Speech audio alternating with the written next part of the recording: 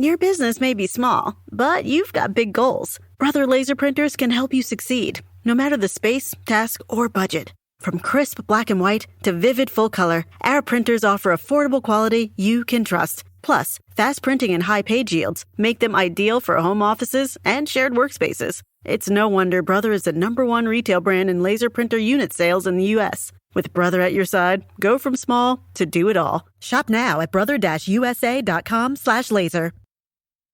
Johnsonville sausage strips are strips of sausage that look and cook like bacon. They come in amazing flavors like original, maple, or chorizo. Now, you can transform your BLT into an SLT or turn your bacon cheeseburger into a chorizo cheeseburger. It's not bacon. It's Johnsonville sausage strips. And it's a meaty miracle. Find it by the bacon, even though it's sausage. The following is brought to you by the Social Suplex Podcast Network. How's it going, everybody? This is Mike Sempervive, a Wrestling Observer Live in the Adam and Mike Big Audio Nightmare, located over at WrestlingObserver.com. We want you to listen to our show, but we thank you very much for checking out Keeping It Strong Style here on the Social Suplex Radio Network.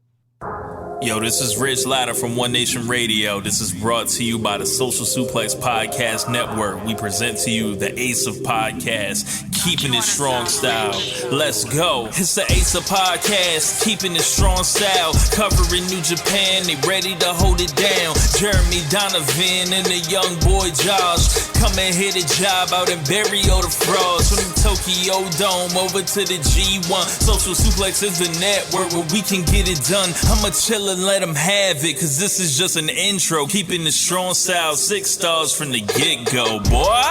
Yeah, from Tampa Bay to the Tokyo Dome, this is Keeping It Strong Style with your hosts, Jeremy Donovan and the young boy Joshua Smith. And thank you for listening. Welcome to Keeping It Strong Style, the ace of podcasts on the Social Suplex Podcast Network. Jeremy Donovan here with the young boy Josh Smith. On today's show, we'll be previewing Sakura Genesis, answering your questions, and covering all this news in the world of New Japan Pro Wrestling. You can support our show by subscribing to the Social Suplex Podcast Network or Keeping It Strong Style on the podcast app of your choice and leaving a rating and review. You can also get all the podcasts and columns over at socialsuplex.com. Check out our Pro Wrestling Tee store, ProWrestlingTees.com/socialsuplex. That's where you can get your official Keeping It Strong Style t-shirt. If you enjoy this podcast, please consider making a one-time or monthly donation by visiting socialsuplex.com/donate, clicking on the donate button under the Keeping It Strong Style logo.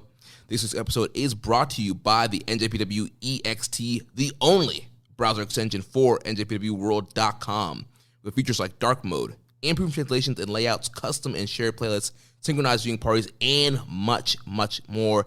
It takes NJPW World to the next level. You can visit njpwext.us today for details. Young boy, how you doing, man? 6 comments, 2 retweets, 1 quote tweet, and 32 likes. That's the amount of support that I have garnered thus far in my quest to be a professional wrestler. Okay? And Sunday night, I put out a tweet asking for all of you, the listeners, and those of you following us on Twitter, to support me. And for those of you that did support me, you know, I appreciate the love and support. But I lost my match, and it's because the rest of you, because of you people. So actually, let me look at this right now. Let me look at this because I'm gonna look at the tweet activity. Okay. Mm-hmm. 1,265 impressions. That's how many times people saw this tweet on Twitter and did not like it. You gotta be kidding me. Bro, I did fantastic this weekend. I was this close from winning my match against Mr. Entertainment, Xander Creed. And, dude, like, I probably only needed like 4 more likes. And I probably would have won this shit. I think we were doing it all wrong. We should have been doing, the spirit bomb method and give. That's what this was. Give you your energy. There was a moment in the match where I put my hands up in the air and I called out to the earth, people of Earth. 151 engagements. That's how many times people interacted with the tweet. But I gave you the support that I got. I mean, God, I don't know. I mean, you're just starting out, man. You know, you gotta build the people's trust. Listen, those people, okay, that 1,265, minus 32. What is that? That's like 1, 2, 3. I don't know, 6. I don't know. I'm bad at math. So am I. However many, that 1,200 people that didn't support me, like, they're not coming up with me. Okay, they're cut. They're probably listening to this shit right now. A lot of them. But fortunately, this was not a real match, okay? This was a showcase exhibition. It does not count on my official... Lights out, unsanctioned. It was not sanctioned by anybody. It was a gym war. And so when I officially make my real debut, I will be an undefeated wrestler. My cage match record is unblemished at this time. I mean, you don't even have the official name yet, do you? I don't have an official working name right now. So... I'm just out there. I'm taking names and kicking ass and getting pinned 1, 2, 3, clean in the middle of the dojo. There's a job to be done. Oh man, what's going on with you? Nothing much, man. Just doing our thing, man. Getting through this pandemic. Things seems to be kind of the upswing. Seeing the light at the end of the tunnel. Vaccinations are rolling up. I'm getting vaccinated next week, man. Next week. This is perfect. I mean, just before I go out amongst the humanoids and the belt mutants when I go to GCW Bloodsport 6, and just what is that next week? Yeah, next Thursday. Yeah, me and you will be there. I convinced Jeremy to go with me. Yeah, I feel fine about it though. It's at the Cuban Club, outdoors, distanced. And so and masks mandated and required. So I feel fine about it. I mean, it's outside. So, yeah. But now I'm getting injected with some nano machines. You're getting a microchip, some fucking fox dye. I'm gonna feel better about it. Well, the real reason I wanted to go because our good friend Rocky Romero is going to be there. I do want to go support Rocky. I also want to support Chris. Chris, if you're listening. I think we got a spot for you on the mic here, kid. We need to talk to you. By Chris, you mean Dirty Daddy. I'm talking about Dirty Daddy, Chris Dickinson. I've seen him live multiple times, but at Bloodsport, this would be my 3rd time. So we got to talk to that man one of these days. Definitely, yeah. Well, slide into DMs and we'll get him on the air here. I always slide in DMs. Not anymore. Oh, man. Well... We got some big news to start the show off with. We got to talk about. Do we? Yeah. I thought we were gonna keep answering. This is a thing that people it's on the top of everybody's minds right now because this morning we had the unveiling of the new IWGP World Heavyweight Championship belt. There was a presentation on this morning's Road to Sakura Genesis show. And this has been the talk of wrestling Twitter. Everybody's talking about the new look of the title. We got a bunch of questions here from listeners. Well, before we start, let me ask you this, because I wanted to wait till we got on the air for you to chime in and voice your opinion on this super controversial matter, okay? I wake up this morning, okay? And, we got 2 Road to Sakura Genesis shows, the 29th to 30th. I got them marked in my gimmick, my little, calendar app. My middle school. No, it's pen and paper. It's a middle school planner, my 6th grade planner, And I'm like, I marked it the 30th, the reveal of the IWGP World Heavyweight title. So, like, I'm all stoked about it. But I know that I need to stay away from spoilers until the end of the workday when I can actually watch this shit. So I open up the messenger thread, which we have a no spoiler policy in both of our group threads. The first thing I open up, there's like 60 comments, and there's all these fucking pictures of the new IWGP title. I didn't get to see it unveiled. I didn't get to see the crowd reaction. I didn't get to hear the epic-ass music or Sugabayashi or any of the other chairmen, handing this shit. I didn't get to see, freaking Ibushi's reactions or the Uzna's or anything like that. I just see like a million joke memes. Does this constitute as a spoiler in your opinion? Because for everyone else, they're like, well, it wasn't a match. outcome. It wasn't a storyline thing. I'm like, dude, it was the whole reason to watch on the 30th for the reveal of the title. This was a show spoiler. And everyone thinks I'm in a tiffy, but I'm like, dude, we've been waiting for this for like over a month. No, this is a show spoiler. You guys fucked it up for me. Yeah, I do think it spoiled the reveal of the title. Yep. I mean, personally, I wasn't offended by it because, I mean, I woke up that morning, I kind of wanted to get on Twitter and, put that tweet out there, kind of get into the conversation. So I spoiled myself, but, we are in the spoiler club. I mean, they're living up to the gimmick of the Messenger app. And then everyone acting like I'm like crazy because I don't want to be spoiled on the belt. Well, the belt means something, okay? I'm sorry that you guys watch promotions where the belts are just gimmicks, but this shit's real. Right. I mean, there was a whole ceremony and all that stuff. And you know what? After watching this, I guess we can get into it because after watching the ceremony, my opinion was a little different than it had been prior to that, just seeing pictures and the hot takes and, the flame threads and all the joke meme, tweets, and then all the fucking all the Puro elitists, putting out their, well, actually tweets. Right. And, trying to educate, the plebeians.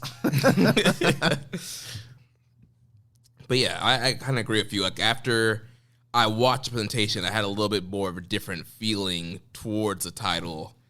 So I mean, they had the presentation today. Well, let's talk about it. Yeah. I mean, they showed, they showed the IWGP heavyweight title video, the IC title video of all the past champions, the champions roll call for both titles.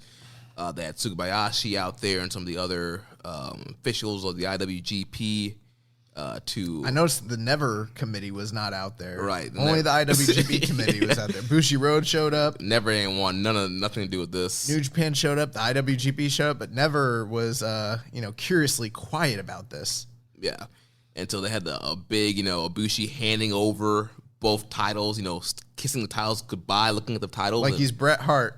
You remember Bret Hart, like every match he would kiss the title and like you'd be like, oh, I think you might lose it. Right, yeah. So he hands both the titles over and then they do the big grand unveiling of the new title.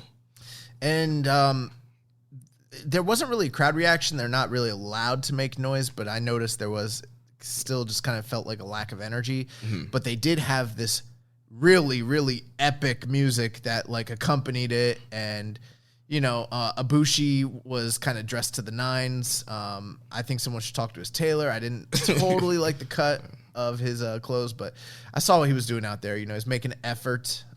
It's not easy for big muscular men like him to get a fitted, sports jacket and tailored pants like that. So I see what he's doing. But he's trying to take it seriously.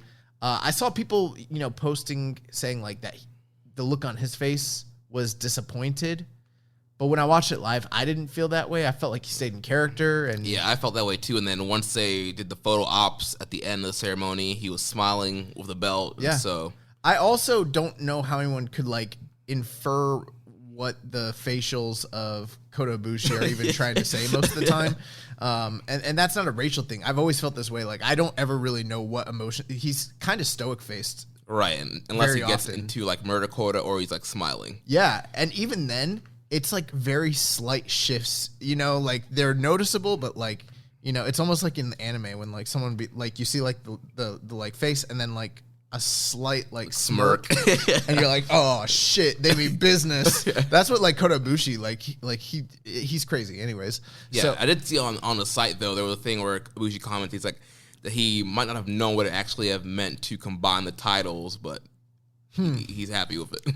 Well, again, this I don't know how much actual input Kota Ibushi as a real human had in this management decision to do this, or to be the focal point of it, or the first champion. And in a way, it is an honor to him in kayfabe that they've chosen him to be the very first guy in the history of that lineage. So, there is that, take whatever you feel about that, take that for what it's worth. But, it is, interesting that it's him. It's not, Naito. It's not Tanahashi. It's not Jay White. It's not, Okada. So But immediately when this happened, people saw this belt and I think it highly. Well, there are some people that do seem to like it or seem to be, indifferent.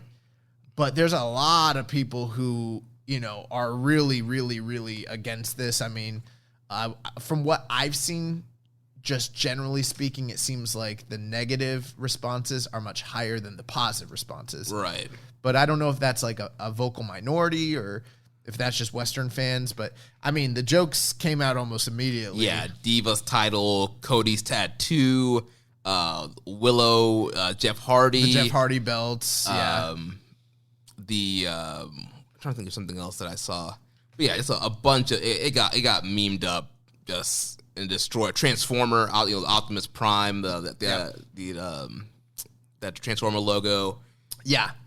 And and then on the flip side, I don't know what the deal is. I don't know how New Japan as a whole is really kind of I don't know how they're like sifting through the comments and everything, you know what I mean? But they did put out a, kind of like a breakdown of basically what went into the design on their website today. And I don't know if that was just something they were going to do anyways, or if that was in response to sort of the backlash, I'm thinking that they were going to do it anyway, especially since there was no live English commentary, because there was, you can kind of hear like they were saying Lion Mark when they were going over the belt on the ceremony. So, and it looks like the guy that made it is Belts by Dan, who is like one of the better belt makers. He's done quite a few of like the NWA belts and things like that, and he's been making belts for a long time. I remember watching like YouTube. I'm not like a belt mark, but I've watched some of his YouTube videos. They're pretty good.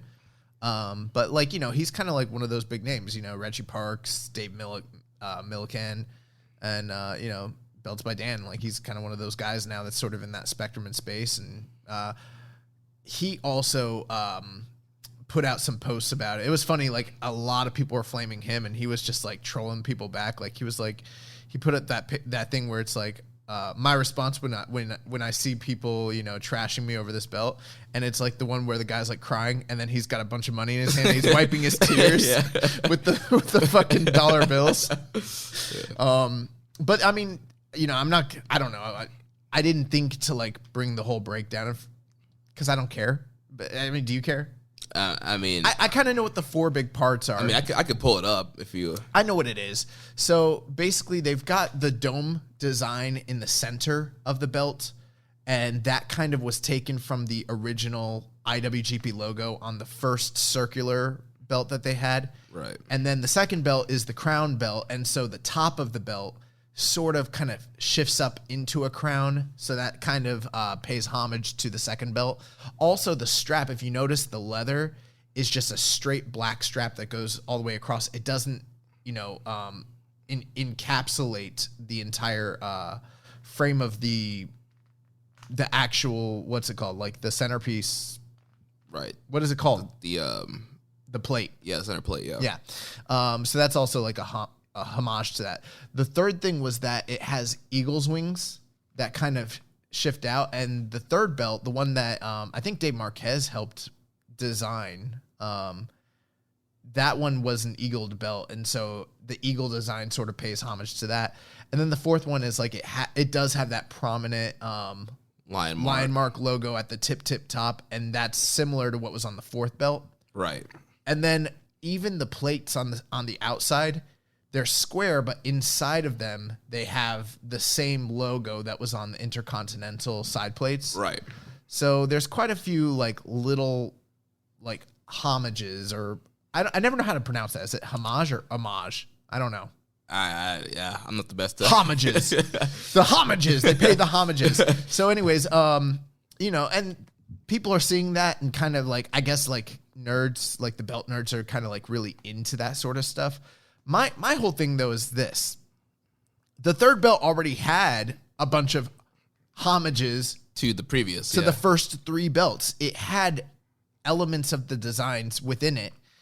In my opinion, I will say this, and I think we talked off air, and I think we both have the same opinion. Like, the version 4 IWGP heavyweight title was much better than this one. Right. I mean, the version 4 was like the perfect title. Yeah. This is one of those situations. I don't know if you like work for a company or know somebody like they like just changing things just for changing things purpose. Like, oh, dude, my job changes stuff. They'll change stuff just to change things so that they feel like they're progressing. They're doing something new. Or they're doing something.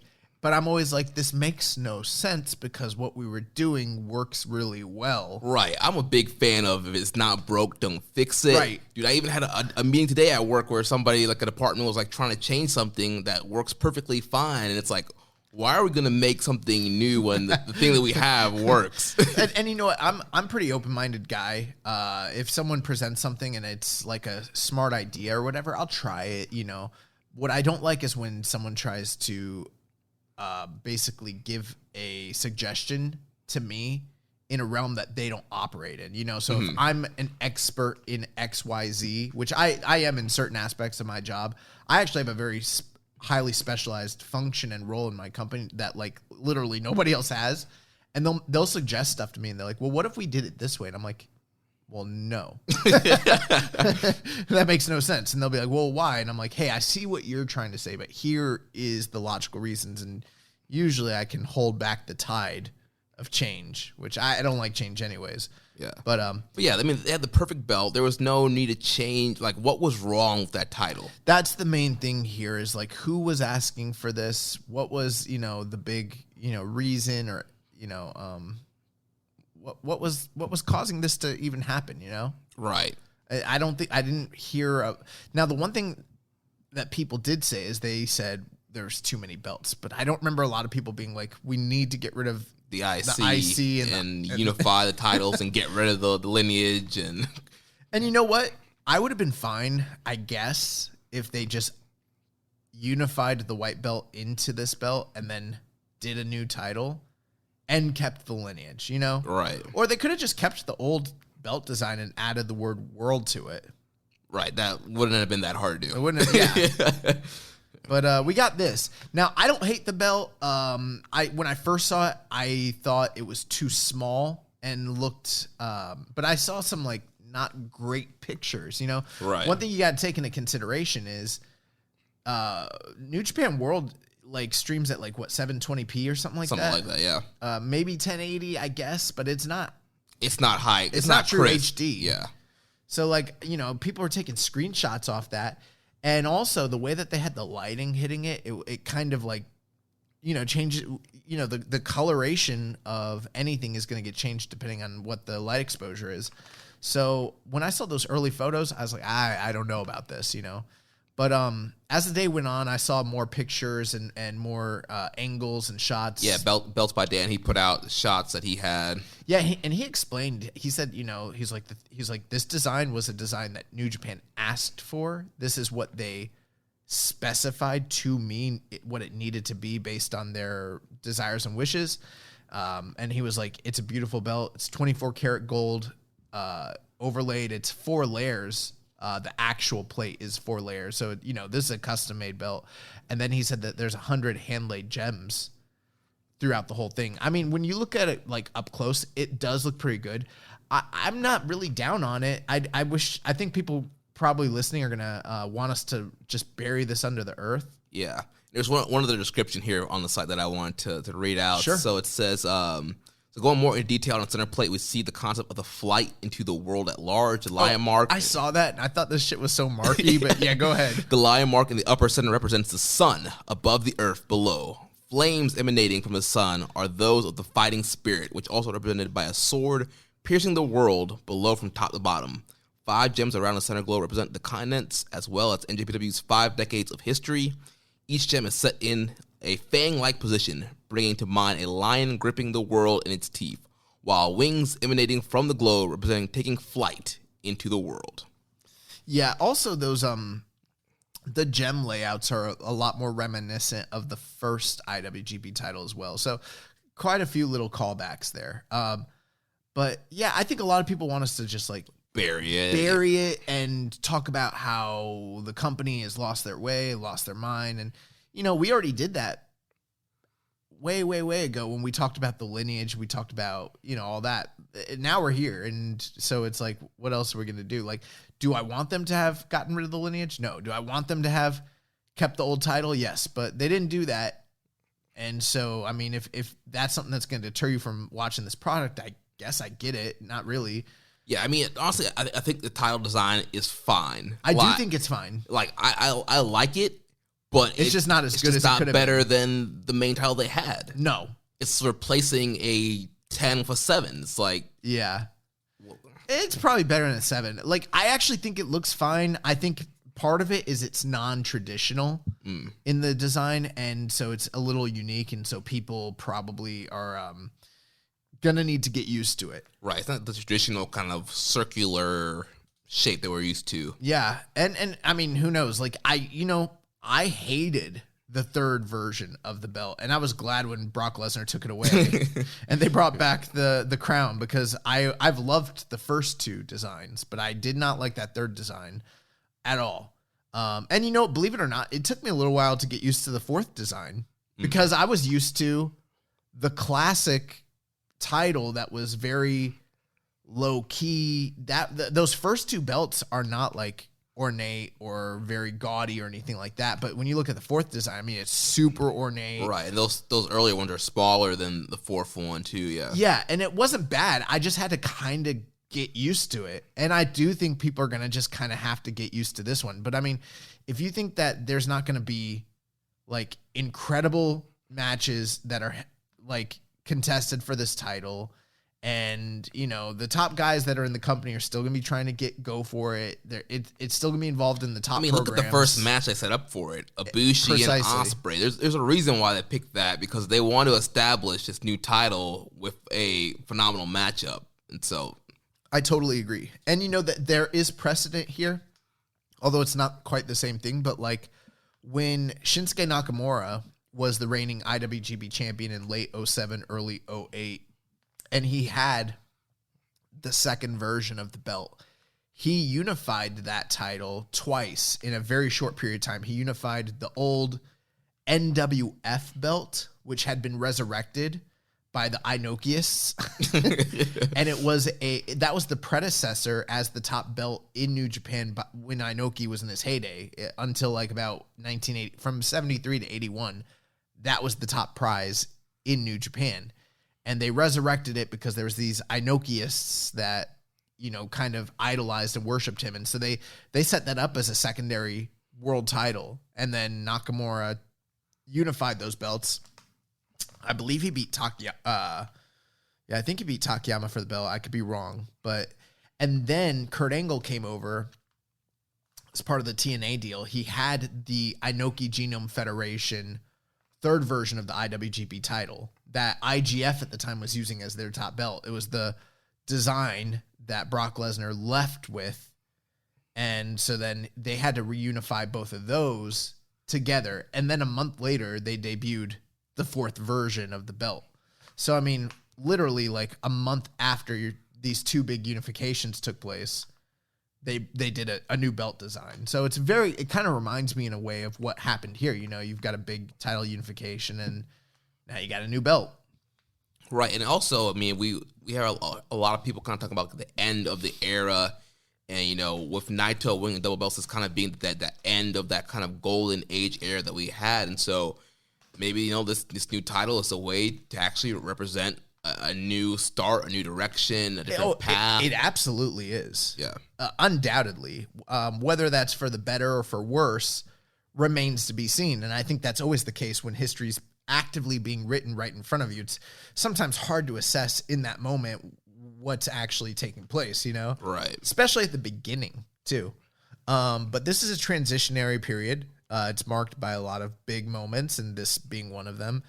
I did say I was going to hate the title design when we talked about this with Chris Samsa a few episodes back. And I don't actually hate it, but I'm not in love with it either. I'm not going to sit here and defend it to people. I get what they did, but I think it was unnecessary. This could have been way worse, man. Yeah. I mean, look at some of the belts that have come out, especially look at in WWE, look at the IC title and the US title. Those are the two most recent ones, right? Yeah.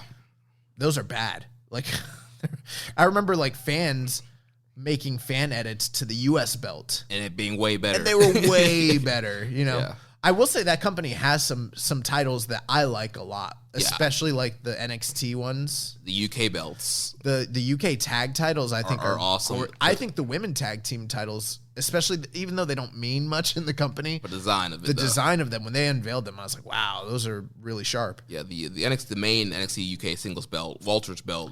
I like it. I don't really like that it still carries the same shape as all the other big WWE titles, but I do like the design of it. But I love the tag titles over there. They're incredible.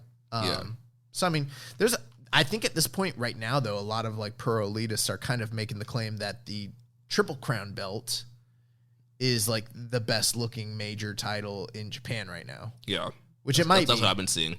And I can't really fight with that because that belt also looks very good. Although Suwama's trying to split those up into being represented by the same 3 belts that they used to be back in the day. So who knows? That might go away too. Yeah. But yeah, I mean, I don't have a lot more to say here. I just think it's kind of interesting. We're going from controversy to controversy. Last week it was the Will B thing, and like I haven't heard anyone talking about that since last week.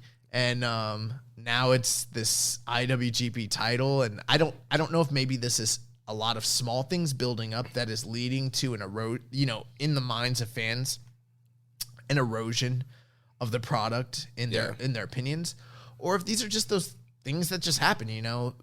People get upset about things, they freak out, and then and then they move on and they forget about it. And I do kind of think that this will be forgotten by the end of next Sunday. No one's gonna be talking about how shitty the title looks. Right. I think if Bushi and Ospreay have a blowaway match, I think that's going to be the talking point.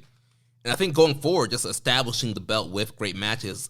I think a year from now, for a year of great matches underneath our belt, then it's going to be like we're just going to kind of forget about it. Are there any world titles that you've remember from any promotion on any level that you like really despised? The only one there's one I can think of when the spinner belt. Oh yes, yeah. I fucking hated that spinner belt, and and you know what? In fact, I'll take it back. I liked the spinner belt initially when I thought that it was going just Cena's, right? I thought it was his concept title, the way that the U.S. one was. Yeah, so he lost it. It went back to the original design. Or like the smoking skull belt. Right, yeah, or brought the Rama Bull belt. And then I don't think Rock ever brought that out though. Right, yeah. But then it never went away for over a decade. So you got CM Punk and Edge and people like that. And Rob Van Dam. Batista. I really thought that was a terrible looking belt. And I think that this belt looks better than that one. Yeah. I'll tell you the truth. I don't really like the GHC title, the one that they came out with the redesign a few years ago, the one that Muto has now. Mm-hmm. It's fine. I like this belt better than that one. So yeah, I'm trying to think if there's any other world titles that I've just hated. I've seen some in MMA that I'm not the biggest fan of, especially like the Ryzen title that they have over there in Japan now. The first early ones in 2016 were great, but the modern ones are huge. This belt does kind of remind me of the some of the Pride belts or like Dream. It also kind of reminds me of the IGF belt, the one that Inoki Genome Federation eventually adopted after they lost the third version of the IWGP title. So in a sense, it is a very Japanese title to me because the design of it, the fact it almost like kind of convesses down into a point like a shield. Yeah. There's a lot of belts in Japan that sort of have a similar design to that. Yeah, because that's the one to make maybe more traditional, I guess. I don't know. Yeah. I don't know. It's like kind of traditional and then all at the same time like non-traditional. If that makes any sense. Yeah. It's sort of oxymoronical, the belt. Yeah, it's kind of a blend of both things. I saw someone saying like this they said the belt was like extremely overstated and understated all at the same times. And he's like, there's certain things it should be doing that it's not, and the things it's doing the wrong things. So there are people who like have called, people I've seen been like, this thing's dog shit. This company's going down. And I'm like, guys, come on. You're overdoing it. Like, oh, the Impact title sucks. I was trying to picture the Impact. I can't even picture it right now. It's like a fucking Art Deco design. Do you know? No.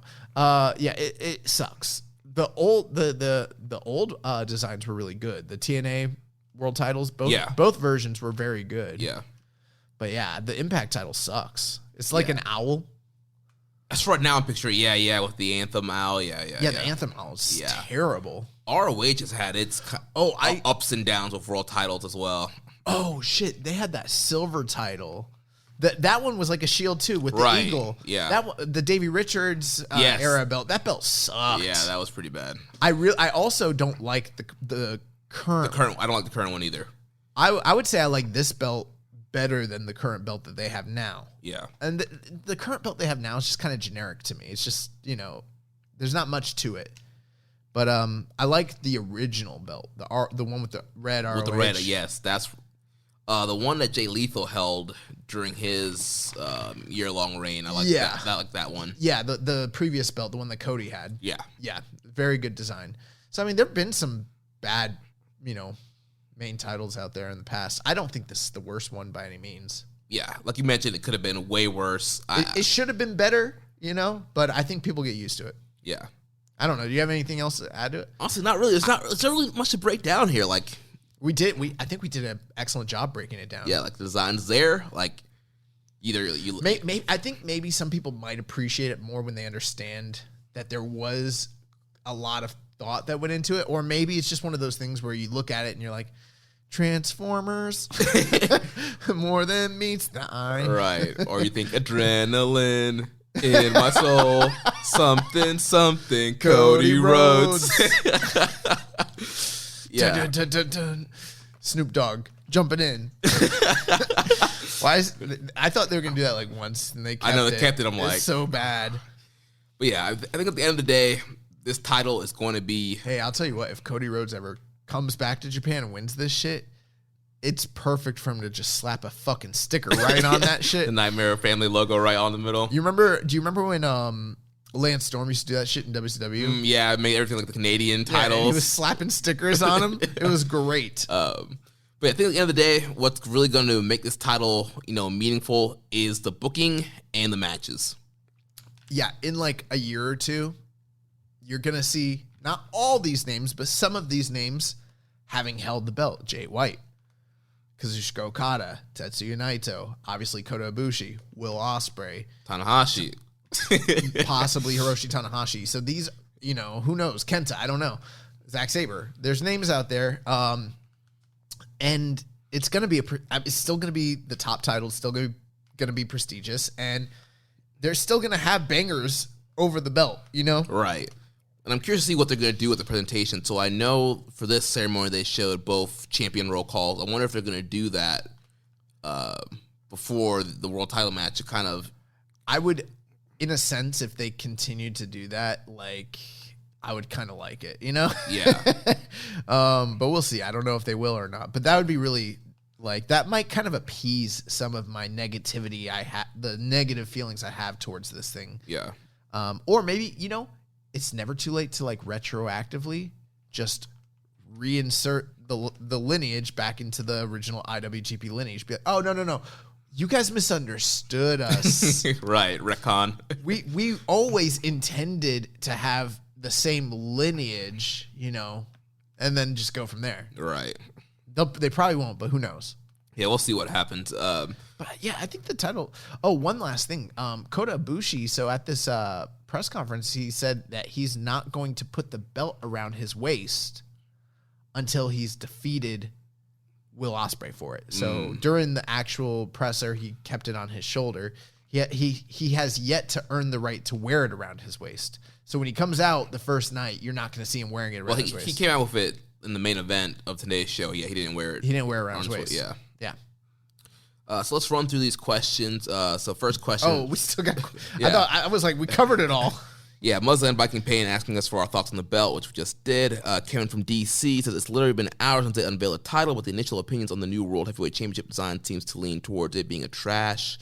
a toy, etc. Personally, I like it, but I can see others need to get used to it over some time. It reminds me of the version 2 title, one with the likes of Hashimoto, Muto, Sasuke, and others, while still retaining some modern aspects. What are your gut reactions to the unveiling of the title? So pretty much kind of covered that, but I mean, my initial reaction, because I saw it on Twitter, was I did not like it at all. But kind of like we talked about, as we saw better pictures and watched the ceremony, I did like it more.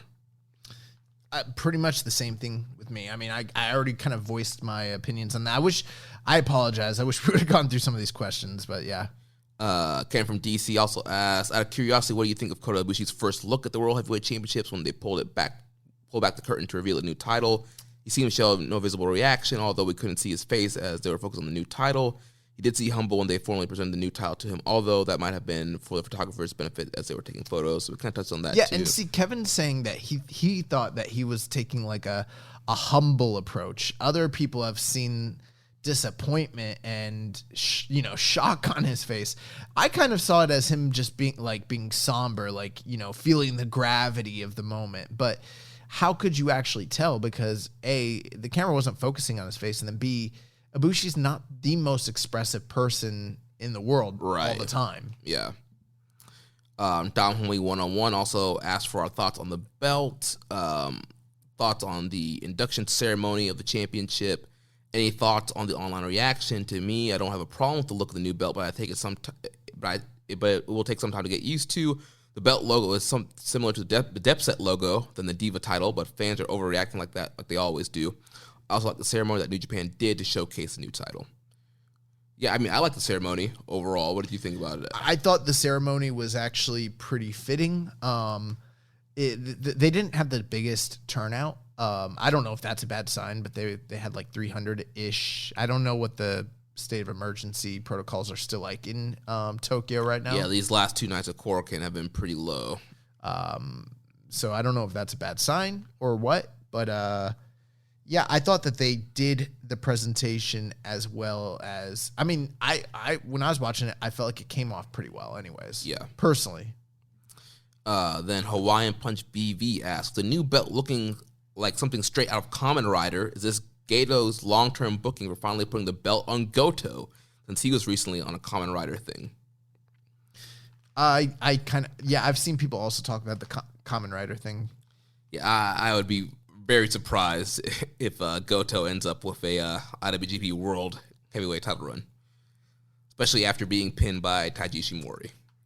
Next question's here from Rambone Slam Pig. He says, as the IWGP Heavyweight title is retired, what do you see as the highest point of the 4th version of the belt? What was its lowest?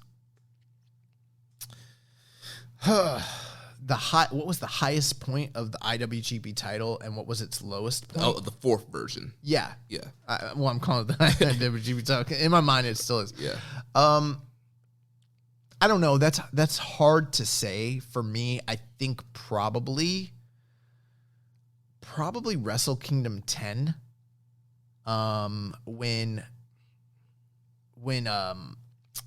God, what's wrong with me tonight? I'm tired. When Okada finally beat Tanahashi, and like he'd won the belt already, but that had been sort of, in my opinion, that's the feud that sort of set New Japan on the map, and also, especially in the West, and kind of revitalized them in the East, and it also sort of solidified Okada as being the true representative ace of the company going forward at that point. And it was like a true passing of the guard. Plus, that's sort of the time when the Tokyo Dome shows really kind of, they hadn't hit their heights by any means, but they started to turn the corner to where they weren't just papered shows or anything like that. Like the previous couple shows had been okay, but that one drew a little better and started the turn to where they started to really sell out dome shows again, you know? Yeah. For me, I think about the highest. I just think about like the best, match of the title. I think of the Omega Okada 2 out of 3 falls at Dominion. To me, I think that's probably the highest hype that title had. But I do agree with that Okada Tanahashi feud definitely helped elevate that title to that prestigious level it was at. But I feel like that Omega Okada, talk about the pinnacle or something. I feel like that was the pinnacle of the title. There's lots of things you could point to, though. I mean, that belt debuted in 2008 and lasted until 2021. I mean, that's, 13 years? Yeah. I mean, there's the Okada-Shibata match.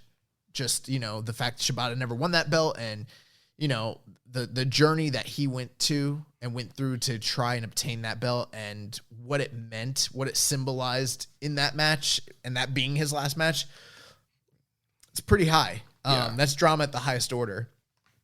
Another thing, Naito winning the double gold the first time at the Dome. Whatever happened with the fallout of that, say what you will, but that moment was pretty damn high for most fans who watched it. I mean, that match is incredible. The match with him and Okada, and that moment where he finally got solidified as the guy, like that was a big one too. Yeah. So yeah, a lot of great moments coming out of the fourth version of the belt. As far as the lowest, I think it's evil. It's evil. It's easily evil. Is now an appropriate time to finally take a fucking victory lap on this shit? Hey, it's always an appropriate time to take a victory lap. Listen, I feel like there was a point where, thank you guys for sticking around who are still here, but there was a period where I think people thought that we were turning maybe on the product or something like that, or we just had sour grapes, or we were missing the bigger scope and the picture and the opportunity. And now I've literally witnessed and listened as the proponents of the evil push and what it might have meant for the company and how good it was for the B block and what it meant for the story of LIJ and the opportunity that was created to make a star, how they've all turned back on that shit. And now it's not a hot take anymore to say that it was a really bad idea.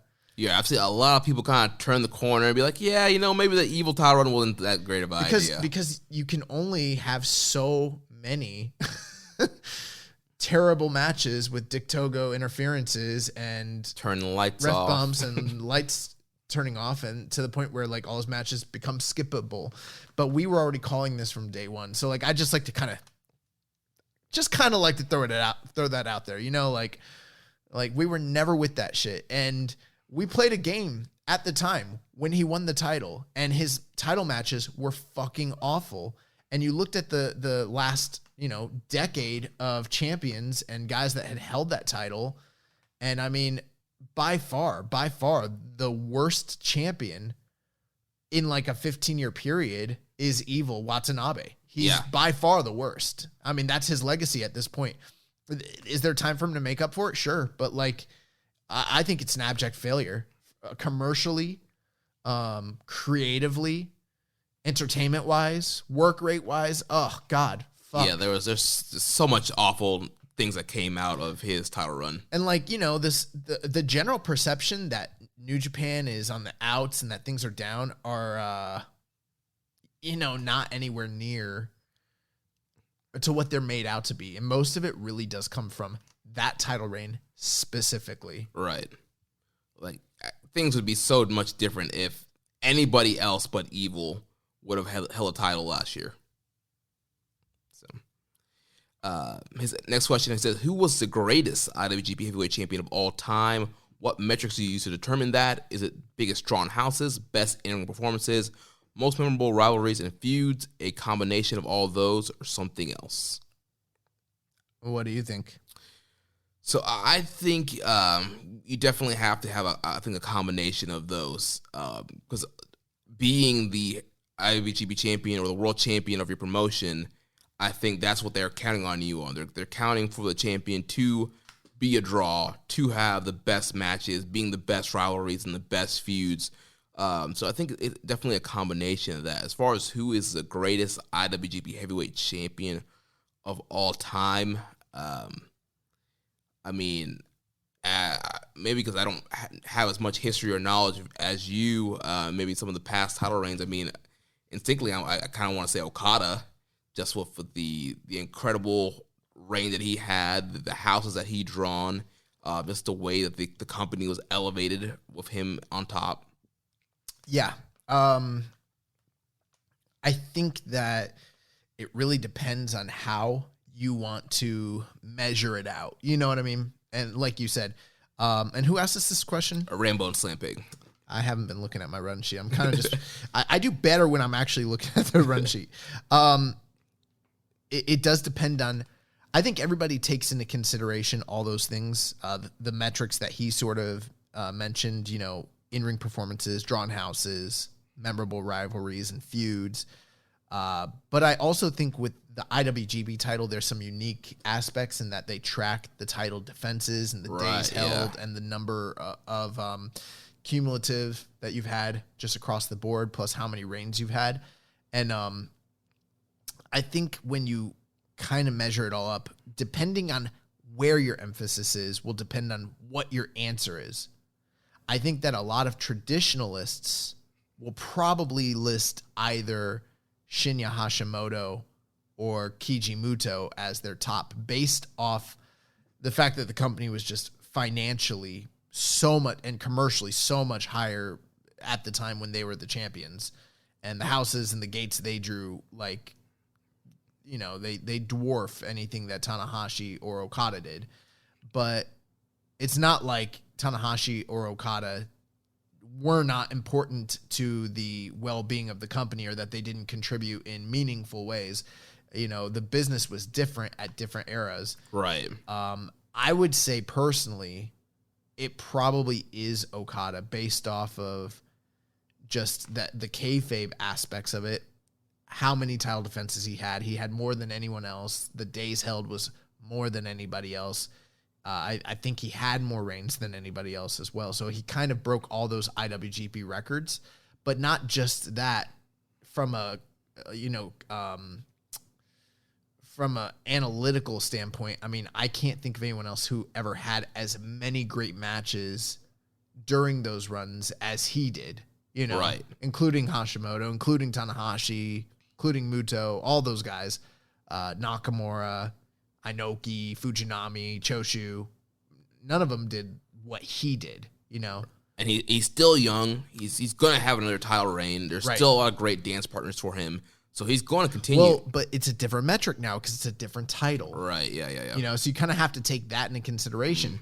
For me, I like to kind of just consider all the top belts that the company has promoted as being equal markers across the board, because I feel like that's the only fair way to do it. So when you really do that, the greatest champion in the history of the company is Antonio Inoki, because as many defenses as like Okada had, and he was only judged against the IWGP metric, when you compare it to the amount of title defenses, days held, and all the metrics that Inoki had, it's not even close.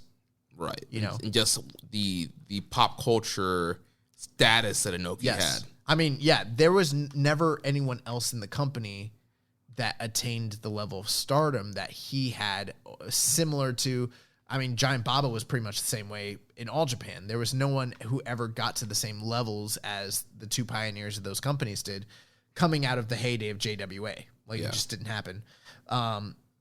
So yeah, I do think, like, for me, it's going to be interesting what happens going forward when like nerds of histories and stats and lineages kind of talk about Okada going forward and how the changing of the lineage kind of plays into his overall, legacy, basically. Yeah. But yeah, I think it's him. I think there's an argument for Tanahashi too. Yeah. But I think it's probably Okada. His last question, he says, what the hell are they thinking with the new belt? Do you think this would be less of a letdown if it didn't come amidst a time when the product is not at its peak and COVID is still messing with crowd reaction? Is that 2016-ish, 2020-ish new golden era truly done? I mean, I think the new golden era starts earlier than that, personally. I mean, I think it probably starts around back to 2013. I think 2012, 2013. I think it really starts when Okada shows up. Yeah. I mean, the company was on the uptick anyways already, but I think it's kind of around there. But yeah, I mean, we kind of talked about the new belt. If you don't like it, I totally get it. I'm not going to sit here and be like, you fucking idiot. Right. You know, they're clearly paying homage to you don't understand Puroresu. No, like if you don't like it's all opinions. If you don't like it, you don't like it. Like whatever, you know? Yeah. Like I do think that it's kind of interesting that they're picking this time though, like he said, in the middle of a pandemic, in the middle of a period where the product is sort of being seen as on the downside. Is this a good or bad thing? I mean, it remains to be seen, but I could see how people might see it as a negative. Right, and especially coming off the Will B thing, coming off the Evil title runs, and people just kind of being down on New Japan in general right now. Like this is kind of like so another like bullet at the chest for fans, and it's kind of like And so I can see why fans are upset. I see why this kind of adds to their distaste of the product right now, but. At the end of the day, I think it's all going to be fine. I've been tweeting with John Snowden. I know. I've been seeing notifications. I think he's getting mad at. I think he's getting mad at me. I think he misunderstands. Like, so he posted a thing about like the IW. I'm only bringing it up because it's appropriate for what we're talking about.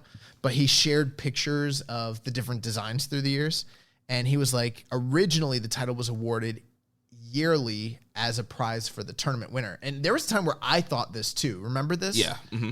And then I discovered, like, no, that's not how it worked.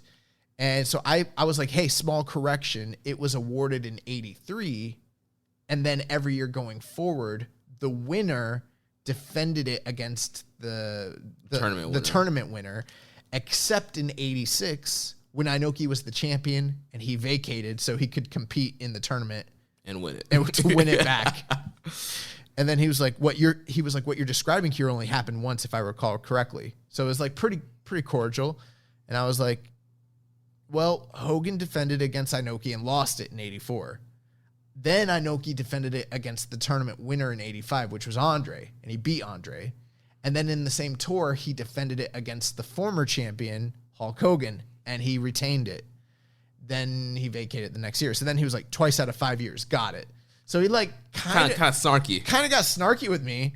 And I was like, yes, like I said, annually against the tournament winner. Does that not like denote that it only happened very rarely? Right, yeah. And then I was like, which only happened a few times. Then he's like, yes, the tournament winner faced the previous champion. Sorry, my tweet didn't provide appropriate nuance. And I'm like, bro, why are you getting like pissed at me? Like, I didn't tweet the incorrect fucking information. I'm trying to help you out, bro. Like, what the needs to do his research. Yeah, bro, do your research. I mean, bro, and the funny thing is, I like his shit, but like he like pops off on people like a lot. I think he's like always just like on the defensive. I wasn't even like trying to like fight with him. I generally like most of the shit that he posts, actually. Well, let's transition here. We had 2 Road 2 shows to talk about. Getting snippy with me. What the fuck? Not know I'm a worker, bro. You know, you'll drop that man on his dome. I fucking pull guard, bro. Shoot on that, man. But yeah, so we got 2 Road 2 shows here to talk about. We had a Road 2 show on Monday, the 29th. So that show opened up. We had LIJ, Bushi, Sanada, Shingo, and Naito defeating Gabriel Kidd, Master Wato, Tsuji, and Yumura. 9 minutes and 47 seconds. We're seeing the kind of continuation of Tsuji wanting to face Naito. There's a lot of kind of tension, and a lot of the match kind of built around their interactions. Yeah, and there's also some beginning tension between Yumura and Sanada. Yeah, Sanada. And it's sort of like a gamesmanship. Yumura trying to out-wrestle, the master wrestler in Sanada. Right. He got a super close near fall for O'Connor roll on Sanada, but then Sanada was able to show him how it was done and get the win off of that. Right. Also, Shingo and Gabriel Kidd had a lot of interactions as well. Yeah. At the end of this match, Naito put the Boston Crab on Tsuji post-match and was holding on to it, wouldn't let go. And, you know what it means when, a veteran puts the Boston Crab on a young lion. Disrespect. Yeah. Putting them in their place, letting them know who the fuck they are. That's why every time I wrestle, I put someone in a Boston Crab, let them fucking know. I haven't done one since I started wrestling. That should be your finish right now. I don't have. Well, I have. You know what? I have a finish, but I haven't unleashed it yet. I'm perfecting it. Working out the kinks. Haven't gotten to that level yet.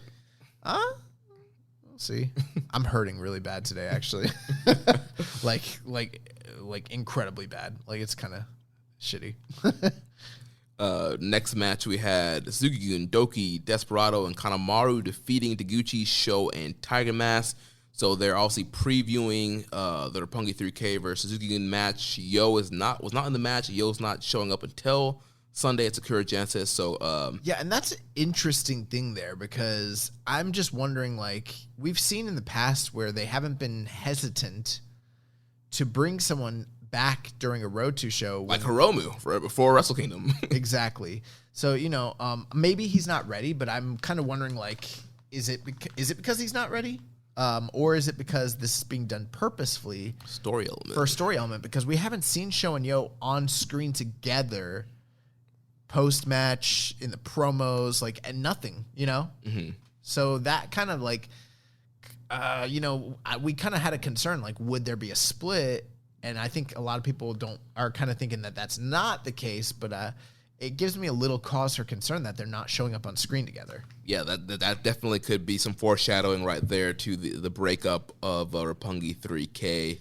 And also, Sho looks like he really wants at Despy. That's right, because Despy's double champ, and so a lot of the interaction in the matches have been between Despy and Sho. So yeah, Sho still has single aspirations and wants that IWGP Junior Heavyweight title, so that could come into play as well. Fine match here. Doki tried shoving the pipe up Taguchi's ass. Yeah, not a fan on of that the outside. Shit. I don't like that shit. And it's funny because, these New Japan fans, when they want to go at, like, AEW and Tony Khan for, like, bullshit, always leave out the ass shit with Taguchi and people getting their thumbs up people's asses and their pipes fingers up and pipes and, like, it's kind of conveniently, it's sports centric, bro. They are strictly sports centric. That's why I watch them, because they only do sports. and then Taguchi, like, nah, bro. God, Taguchi, like, hold this hip attack. I love New Japan, but I always think people that say that are like, when I see people saying that, I'm like, you don't watch New Japan. You clearly don't, because there's more, like, it's not just sports. It's sports based. But there's other things. There's entertainment thrown in there all throughout. Yeah. Despy gets the win here with the numero dos submission on Tiger Mask. Yep. So then we had the Bullet Club team of Bad Luck Fale, Evil, Kenta, Taiji Ishimori, and Yujiro Takahashi coming with Dick Togo defeating the Chaos team of Hiroki Goto, Kazuchika Okada, Tomohiro Ishii, Toriano, and Yoshihashi. So they're still building here for the eventual Never Six-Man Tag title feud between Bullet Club and Chaos. Yeah, and a lot of the main focus seems to be Kenta and the fact that he stole the bow staff. The bow staff, or the staff, whatever you want to call it, from Yoshihashi. He's been posting all over social media things with him and the bow staff. It's kind of reminiscent, though, in a way, of what Tama was doing with the Iron Fingers not so long ago. Although, and I like Tama Tonga a lot. I think he's really good when it comes to personality and promo cutting and all that sort of stuff. Even some of the social media, but Kenta, like, cracks me up in a different way. Yeah. So I'm not gonna, like, begrudge him too much for doing this, but it's kind of a rehash of something that just happened with an inanimate object in the same faction, not too long ago. Like, that was last month or the month before. Right. So I don't know, but I think he's trying to make some chicken salad out of chicken shit. They don't have much really to go off of, and he's got the bow staff. So yeah, so he used the bow staff here in this match. He hit Goto with it, which opened up Taiji Ishimori to hit the Bloody Cross on Goto and to get the surprise win. Yeah, get the big win. Junior heavyweight pinning Hiroki Goto here. And so clearly that means that Taiji's probably going to be on the team that challenges the Chaos. So it'll probably be Kenta, Taiji, and then one other Bullet Club guy that challenges guys. Yujiro. Yeah, it could be Yujiro, could be Evil, Fale, all the guys that were... It could be. Well, Yujiro was the one that pinned Yoshihashi the first time, right? Yeah, I think so. Yeah, so probably Yujiro, Kenta, and Taiji. Right. We had some questions here. Kevin from DC, he said, any thoughts on Taiji Ishimori getting the pinfall over Hiroki Goto on the 29th, leading somewhere, or just another case of Goto being Goto, or Chief J Goto, as Damon from Super J Cast affectionately calls him? Obviously, because of his height, there's literally no chance of Ishimori moving up to heavyweight. So why do you think Goto gave up the win there? Yeah, I think he gave him the win there just because they want to set up this never six-man title match. It is an open weight title. Taiji's not doing anything right now. He's not challenging for the junior title or the tag title. So they're like, hey, let's throw him in this open weight match. So let's make him a credible threat and challenger. So when they actually have a title match, you can believe when Taiji's in there with Goto or Yoshihashi or Ishii that he could actually pin them. Right. Yeah, that's perfectly said. I don't have anything really else to add to that. I guess the one thing I would say is it also kind of puts over just how, like, in reality, on a normal given day, if Ishimori had hit the Bloody Cross on Goto, I wouldn't see him beating. Well, I don't think they'd put Goto in that position to have to kick out. But let's just imagine in kayfabe that it happened. He'd probably kick out. But the reason he didn't was because Kenta hit him with the staff. Right. And so now that really puts over, kind of the disgrace, an accomplished, acclaimed heavyweight getting pinned by a junior, and solely due to the fact that the staff that belongs to his partner was used against him, it really adds insult to injury, Right. So not only does it do favors for Ishimori, but it also, adds tension and heat to the feud itself. So yeah. Yeah, and just makes the Never Six-Man title match more interesting. Correct. Yeah. So semi-main event of the evening, we had Jay White teaming up with Gedo and Jado to defeat the team of Tenkoji and Hiroshi Tanahashi. So they're still building, the potential upcoming Never title match between Jay White and Tanahashi. Yeah, it's not happening so far because, basically Jay White's out here calling out Tanahashi, and Tanahashi's like, I'm not going to face you. Right, yeah. I don't have to. Jay White, he has the new TTO shirts. Yeah. Bringing back the Tanahashi tap out. They're still doing the ab show-offs at the beginning. And post-match. Yeah. Post-match, after they won, he was taunting Tanahashi and, basically saying, like, look, you're an old man. Like, hey, you kept up your physique, but that only goes so far. Look at me. I'm the guy on the block, Mm-hmm. And Jay White's in fucking shape right now, man. Dude, he is shredded. Fucking shredded. Yeah, he's like, are you going to clap for that fat old man? Or are you going to clap for this? Oh, man. Someone should grab that soundbite and, like, loop it into, like, one of Rich's beats and shit.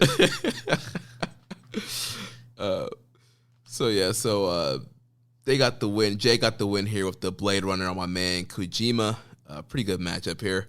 Then the main event, we had the United Empire, Great Okan, Jeff Cobb, and Will Ospreay defeating the team of Kota Bushi, Tomioka Hanma, and Yuji Nagata. Yeah, and at the end of the match here, Will Ospreay basically beating Hanma and them sort of have, or was it Nagata? I'm sorry. I believe it was Hanma. Yeah. He beat Hanma, and Okan and Cobb are holding Ibushi in the corner, making him kind of like watch, as Hanma gets beat, and then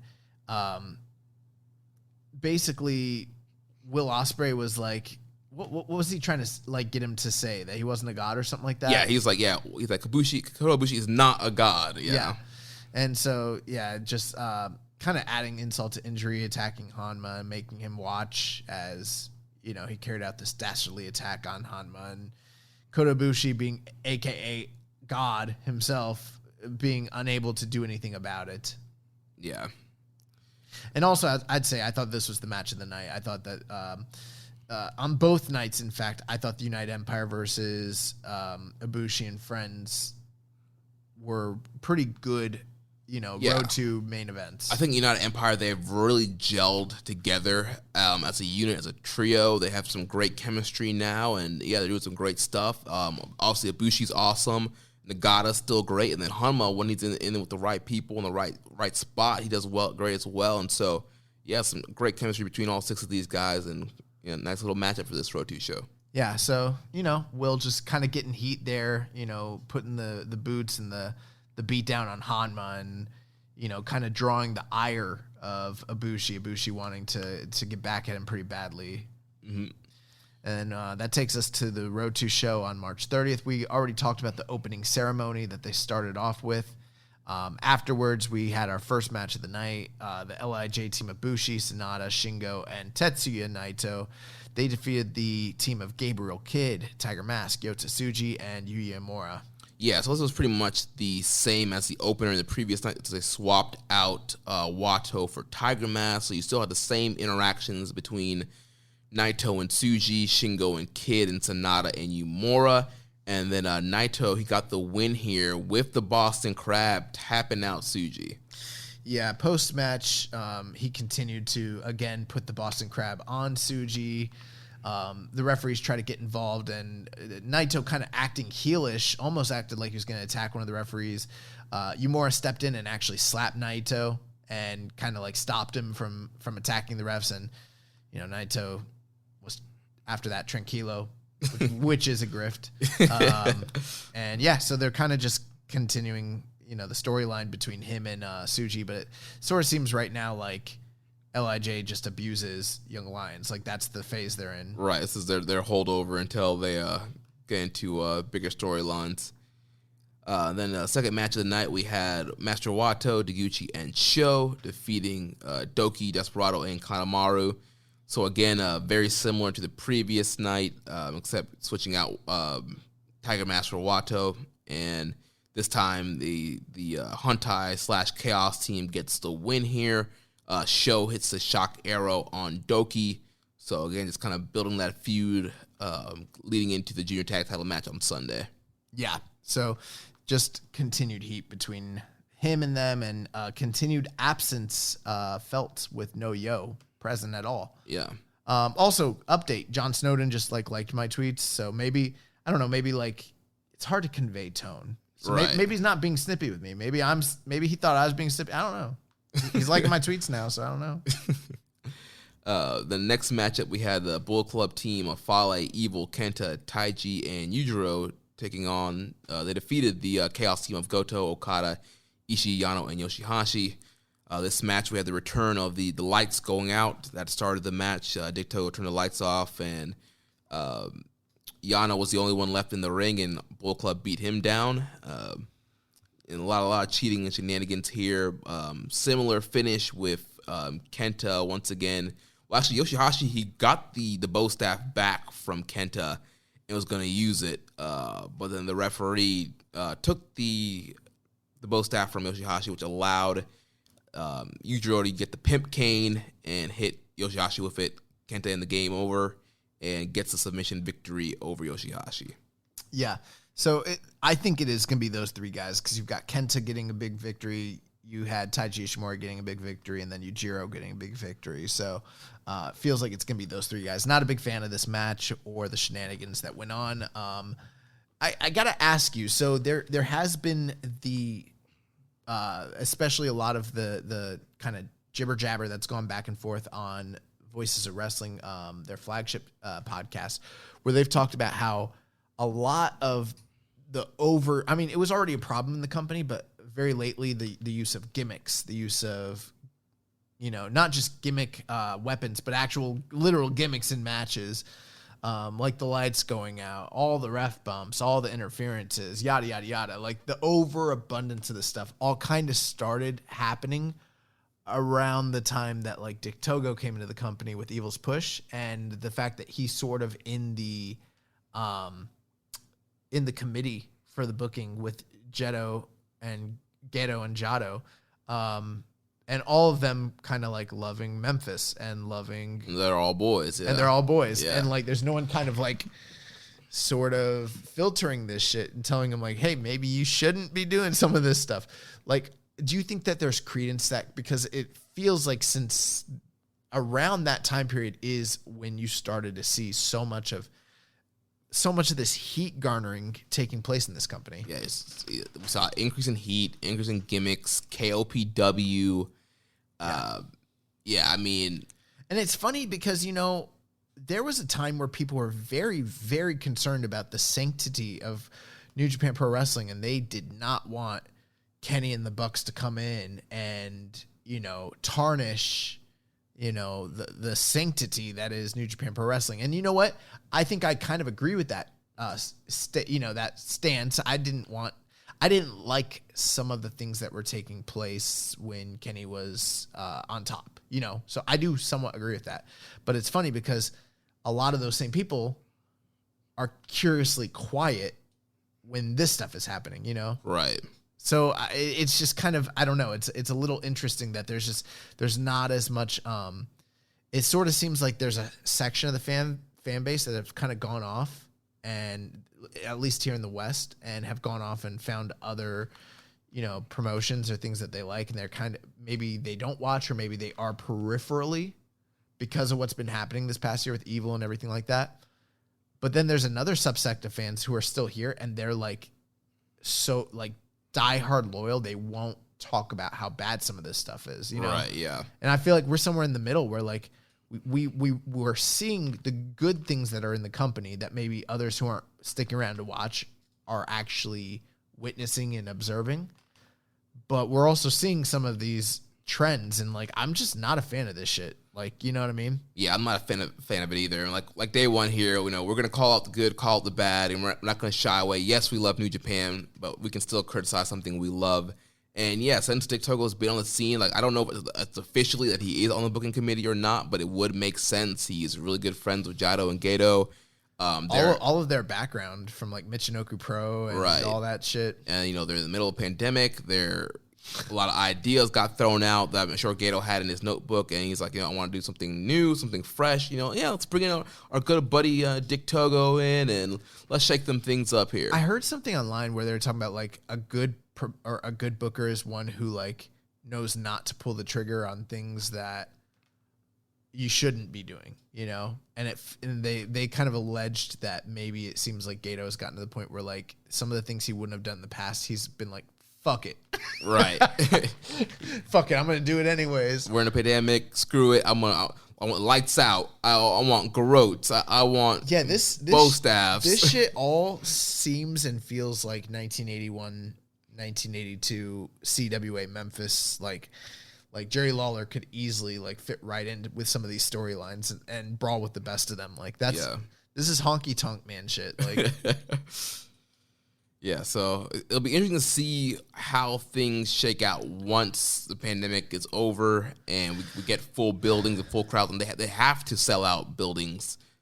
So yeah, we'll see. I mean, luckily it feels like we're not too far away from at least things reopening and people being able to attend things like this safely again. You know, right? We'll see. Although I don't know if I'm ever going to go back to no masks.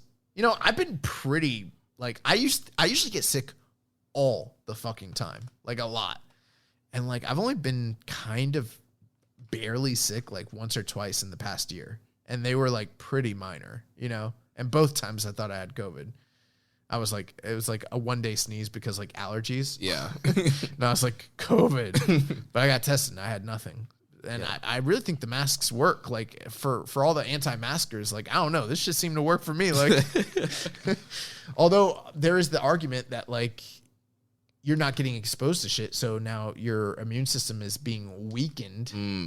And like, what if I get like exposed to like the common cold and I die now? Like, you know what I'm saying? Like, I don't know.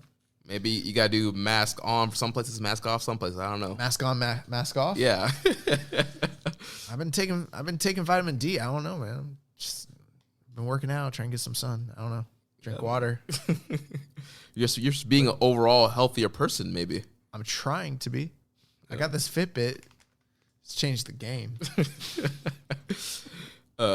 Main event here, we had Tenkoji and Kota Bushi defeating the United Empire this time. Yes, and this was a big deal because this is the first time that the 3-man unit of the United Empire have taken a pinfall loss, or a loss of any sort, really, as a 3-man unit. and it was Jeff Cobb that got caught with the Kamigoye.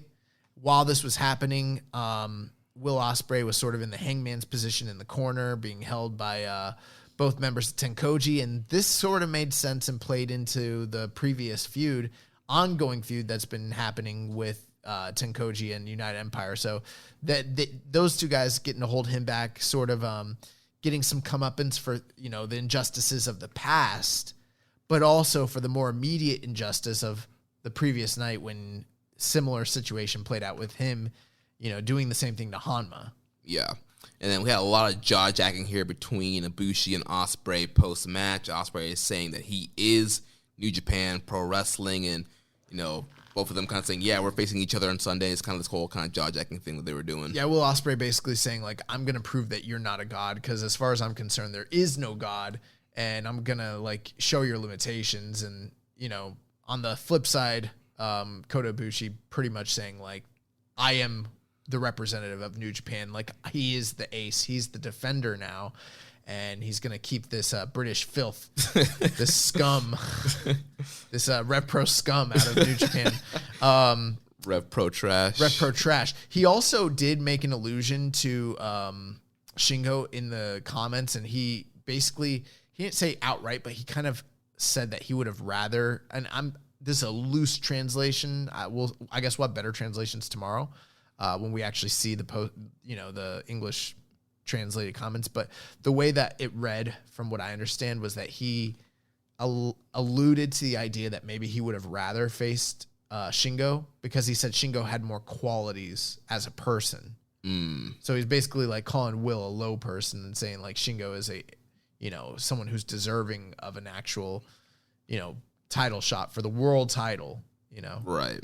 Which I guess that's kind of cool. We get to call this a world title now, without sounding like idiots who don't know what we're talking about. Right. Because in the past, if you were the world title, no. It's the IWGP title. Yeah, so, world title will be on the line on Sunday, Sakura Genesis. We got to do our preview and predictions. So Sunday, April 4th, 4 a.m. Eastern Time, Easter Sunday, we got Sakura Genesis. Yeah. Big day. We're going to start the night off with a tag team match. Suzuki-gun team of Doki, Taichi, and Zack Sabre Jr. taking on the Bullet Club team of Jado, Tamatonga, and Tangaloa. Clearly, this is a preview match for the upcoming tag team feud that is sort of reigniting between Dangerous Tekkers and GOD. Yeah, we've seen with Tekkers kind of failing in the New Japan Cup, they've kind of rededicated themselves to be a tag team and get the tag team titles. So I'm thinking that Suzuki-gun's going to get the win here, and that's going to set up the tag title shot probably at Dantaku. That's the thing that makes the most sense to me as well. So, who knows? Also, you got Jado on the Bullet Club team, and Doki has seemed to kind of elevated over Jado. Over Jado level. So there's always the possibility that Tamatonga and Tangaloa do something dastardly to win or get themselves disqualified or some shit like that. Right. But the most likely outcome, I don't know, Black Zack Driver. Yeah. Then second match of the night, we have the Chaos team of Hiroki Goto, Kazuchika Okada, Tomohiro Ishii, and Toru Yano, and Yoshihashi taking on the Bullet Club team of Dick Togo, Evil, Kenta, Taiji Ishimori, and Yujiro Takahashi. I'm not sure. I mean, I guess I'll probably go Bullet Club on this one just because the continuing feud. I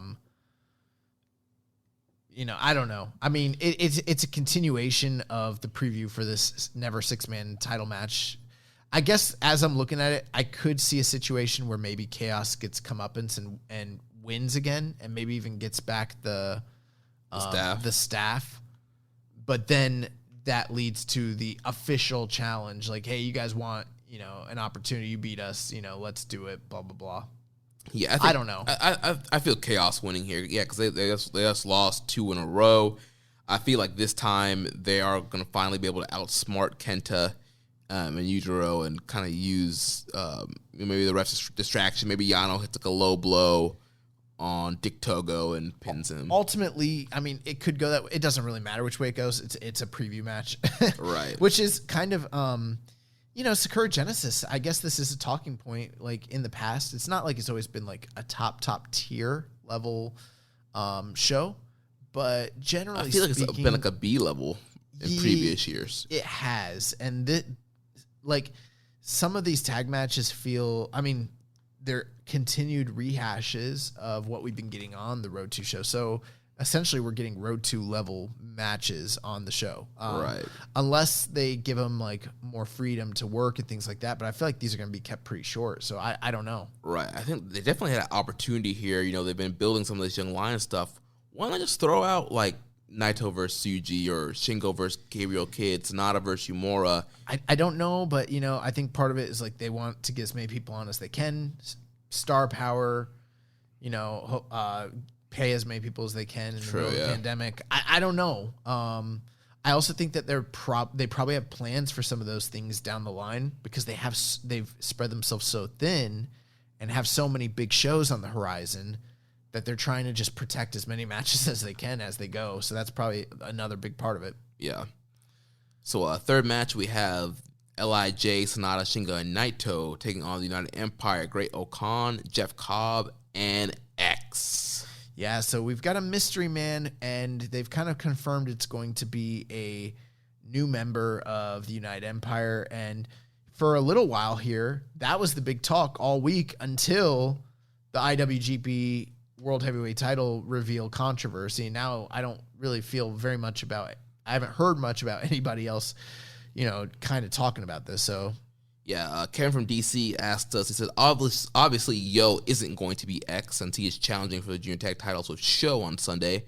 The smart money seems to be on Hanare debuting with the United Empire, but if you could suggest one wrestler as X who isn't Hanare, who would you put your money on? I've literally heard so many names at this point. Did we even discuss this last week? We did a little bit, yeah. Okay.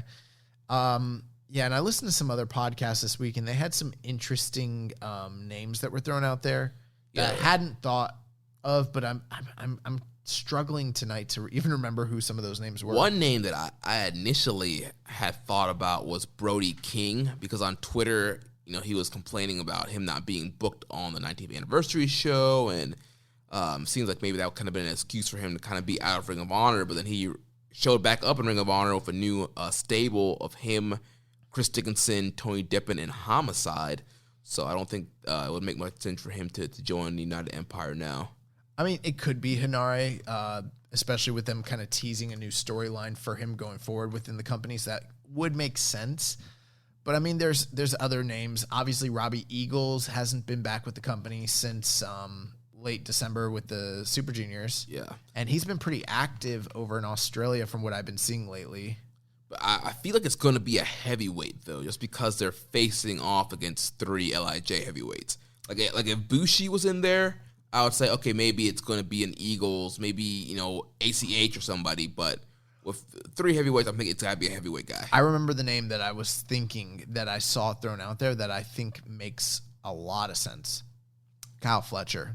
I did hear somebody say that last week, too, yeah. I would give the credit, I don't know. Maybe it was J-Cast, I don't know, Neverpod. I don't know. I listen to both those guys because they're in the same realm as us from time to time. But I don't know who it was. I can't remember. But someone was talking about Kyle Fletcher, and I think it might have been Flagship. It could have been Flagship. I don't know. It could have been Dave. I really don't know. But, it would make sense if you think about it, just like his heel persona at this point, him packing on the pounds.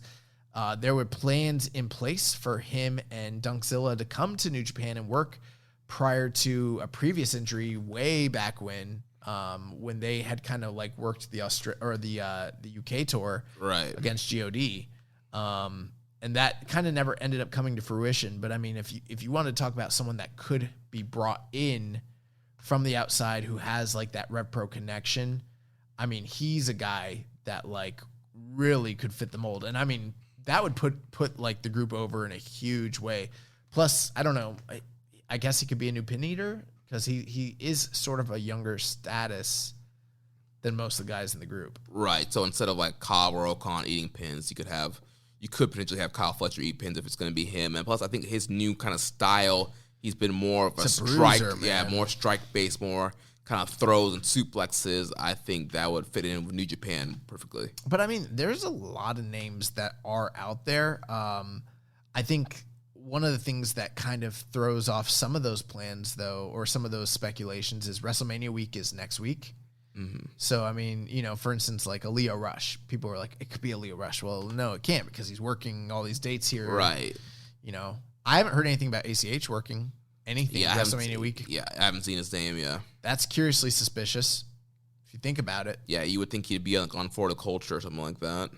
Maybe he is. Maybe I haven't looked close enough. I'm pretty sure I saw the For the Culture lineup. I don't remember seeing his name on there. Yeah, because I was sort of thinking like maybe I'd go to For the Culture, but the lineup didn't look that appealing. Right, and I think it's a midnight show, too. It is a midnight show, but I still kind of thought about it. Yeah. Like, God, I'm not going to anything but Bloodsport. Yeah, same here. Oh, if you're listening, I will be working WrestleCon Saturday morning from 9 to 2. So, Side Dojo, we're going to have a booth.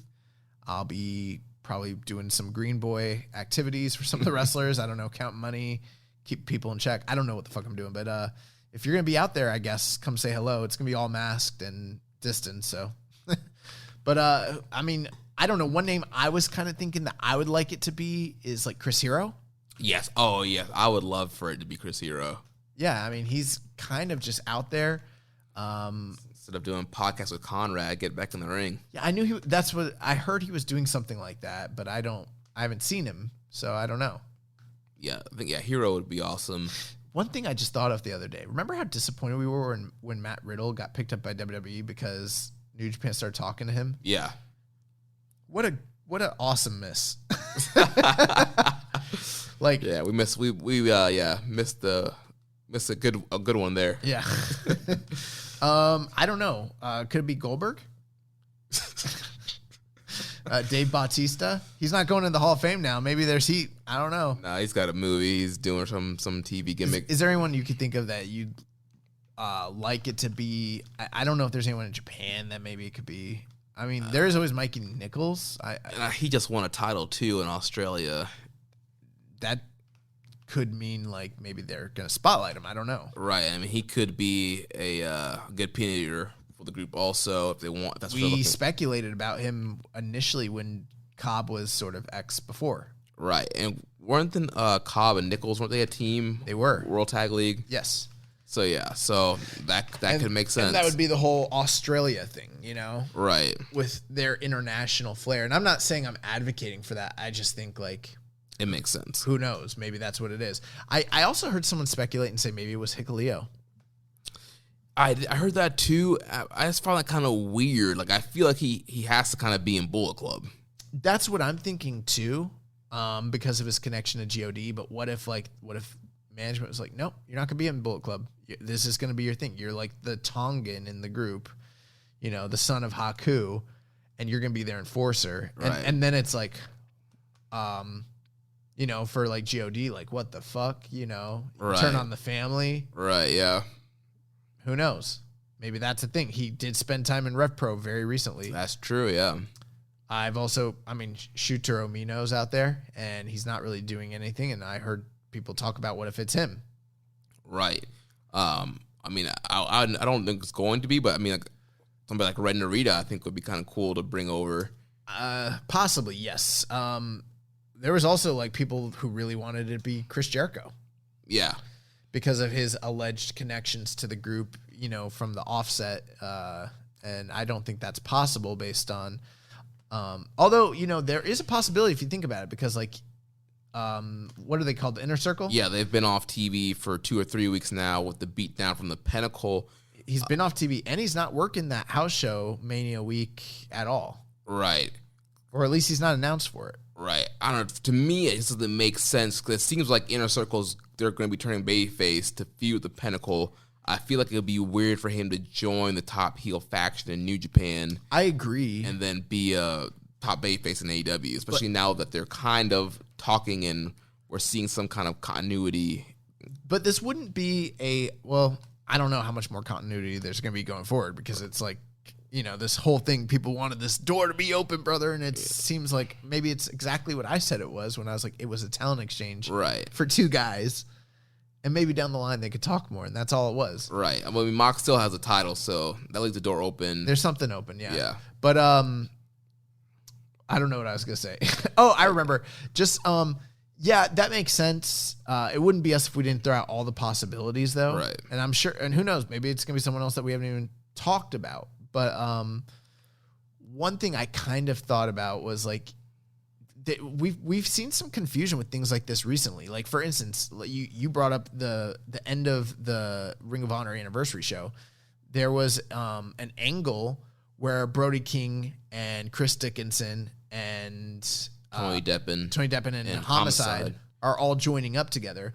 Well, that's kind of interesting because that sort of creates a little bit of a conundrum when it comes to like the continuity of New Japan Strong, where you've got Dickinson on Team Filthy and separated from, a guy like Brody King, who sort of has his like little minions that he's kind of like growing with the Regal Twins and sort of doing his own thing. But those things go taping to taping, so who knows what's going to happen on the next set of tapings. But they're in this tournament against one another, and they're clearly rivals and opposed to one another. So all I'm saying is that I don't know that New Japan is going to follow the same continuity across promotions when it comes to like ROH, AEW, Impact, stuff like that, Right. So maybe it could be Jericho. My big reason for thinking it might not be is just because I feel like he's such a big name, he would have to come in as like the leader. And there's already this question of like, people are sort of wondering like, is it Okan or is it Ospreay? I think it's clearly Ospreay, but sometimes the way they're positioned post-match sort of, causes some confusion there. And one thing I'm glad you brought up post-match, because it made me think about something we talked about last week of Matt Gillis. We talked about Okan should be translating what Ospreay was saying. And they did that after the first Road 2 show in the main event. When Ospreay was cutting the post-match promo, he cut his promo, then he let Okan translate what he said. But they didn't do it the second night. No, because they lost. Yeah. Yeah. But he was still in there jaw-jacking with Ibushi. Yeah. So, I don't know. But yeah, I mean, I guess, I don't know. I mean, who do you think it is most likely? You think it's probably Hinari? I mean, I think that's the safest bet, if we're going to bet money on it, like that's a safe bet. He, quote unquote, went back to New Zealand. He left frustrated. There was recently that big surprise at AEW, and it ended up being Ethan Page. But remember, there was a lot of speculation about who it was, right, for the ladder match or whatever. Yeah, and there were some names that are thrown out there that maybe could, potentially be. I know one thing: it's not Chris Dickinson because he's working Mania weekend. Yeah, it's not him. I don't know if it could be anybody from Strong. Yeah, I mean, there's a ton of people. Well, that's another thing to think about. It could potentially be like an LA Dojo guy, like a Carl Fredericks. Yeah. Or, let's say Connors graduated. Or like Clark Connors. Coughlin just came back. I mean, if I was them, I'd try to pick up like Fredericks. Yeah. That's the guy. Even though he's doing the whole lone wolf gimmick or whatever. Yeah, but that's just for now. He could come in and be like Wolfpack. Carl Fredericks. Yeah. And then they'll get that like kind of the Native American he's part of their empire. Yeah, he's got native blood, son. We had some questions here. Kevin from DC. Obviously, Yo isn't going. Oh, my bad. I'm sorry. Did we do Dom Homie 101's question? No. So he asked thoughts on who will be X in the upcoming 6-man tag team match between LIJ and UE. Will it be DMX, Lil Nas X, Exhibit, maybe a member of LOX, maybe a member of Xscape, or, maybe it's Soulja Boy. I don't know. I think we've pretty much gone through all the people it could be. I'm going to no-sell his X jokes. X gonna give it to you. Yeah. Honestly, there's literally so many people. I mean, La Sombra, Andrade, he doesn't have a 90-day compete. That would be interesting. I mean, I don't know that it should be him with that group, but yeah, I do remember I've seen people talk about that too. Yeah, so yeah, there's literally so many people it could be. But I think United Empire is winning this, obviously. Yeah.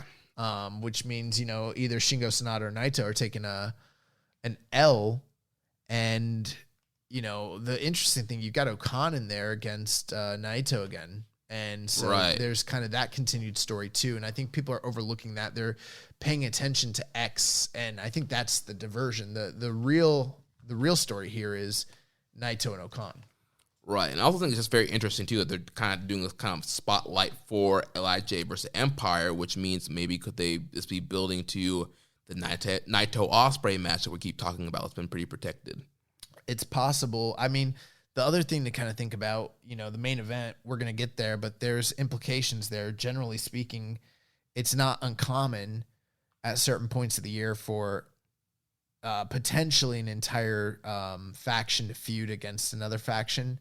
I know sometimes if you have a larger group, like, say, Bullet Club, they might get splintered depending on how the promotion's booked. So you might have, like we saw it recently, these guys are fighting LIJ and these guys are fighting Suzuki-gun, and these guys are fighting Chaos.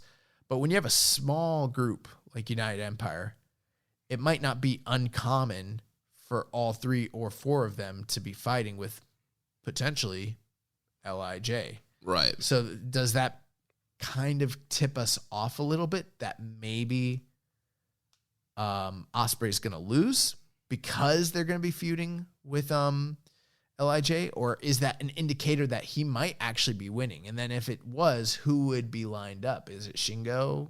Could it be Naito down the line?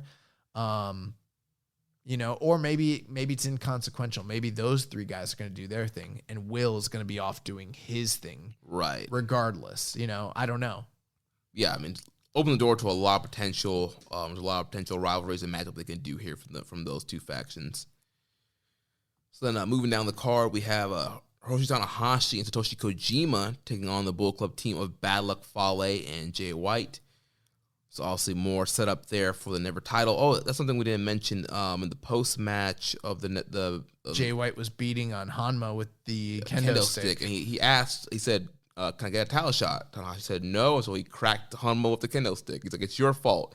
You apologize to Hanma. If you had just said yes, I would not have hit him with the kendo stick. Yeah. I mean, that logic makes sense. So more set up here. I'm sure we're going to see Jay continuing to agonize Tanahashi and kind of poke and prod his way. Emotionally manipulate him. Yeah. Terrorize him emotionally. Yeah. Interesting. Tanahashi and Kojima as a tag team. That's an interesting combination. Going up against Fale and Jay White. I'm guessing Kojima's taking the loss here. Yeah, I'm gonna go with the Bullet Club team getting the win. If all of our predictions go through, this is a pretty heat-heavy show. Yeah, I mean, man. So far we've got Suzuki-gun winning the first one. I guess you could call that a good guy one, and then we got Chaos. But after that, we've got United Empire, Bullet Club. I could even see some of those early ones being the opposite. So right. Potential for a ton of heat here, yeah. 5th match of the night, IWGP Junior Heavyweight Tag Team title match. We got the defending champion Suzuki-gun, El Desperado, and Yoshinobu Kanemaru defending the titles against the reuniting Roppongi 3K, Sho and Yo. And question here from EMJ does PR. Presuming we get a Barbershop Rockers angle during the junior tag title match, who needs a new coat of paint more, Sho or Yo? I think it has to be Yo.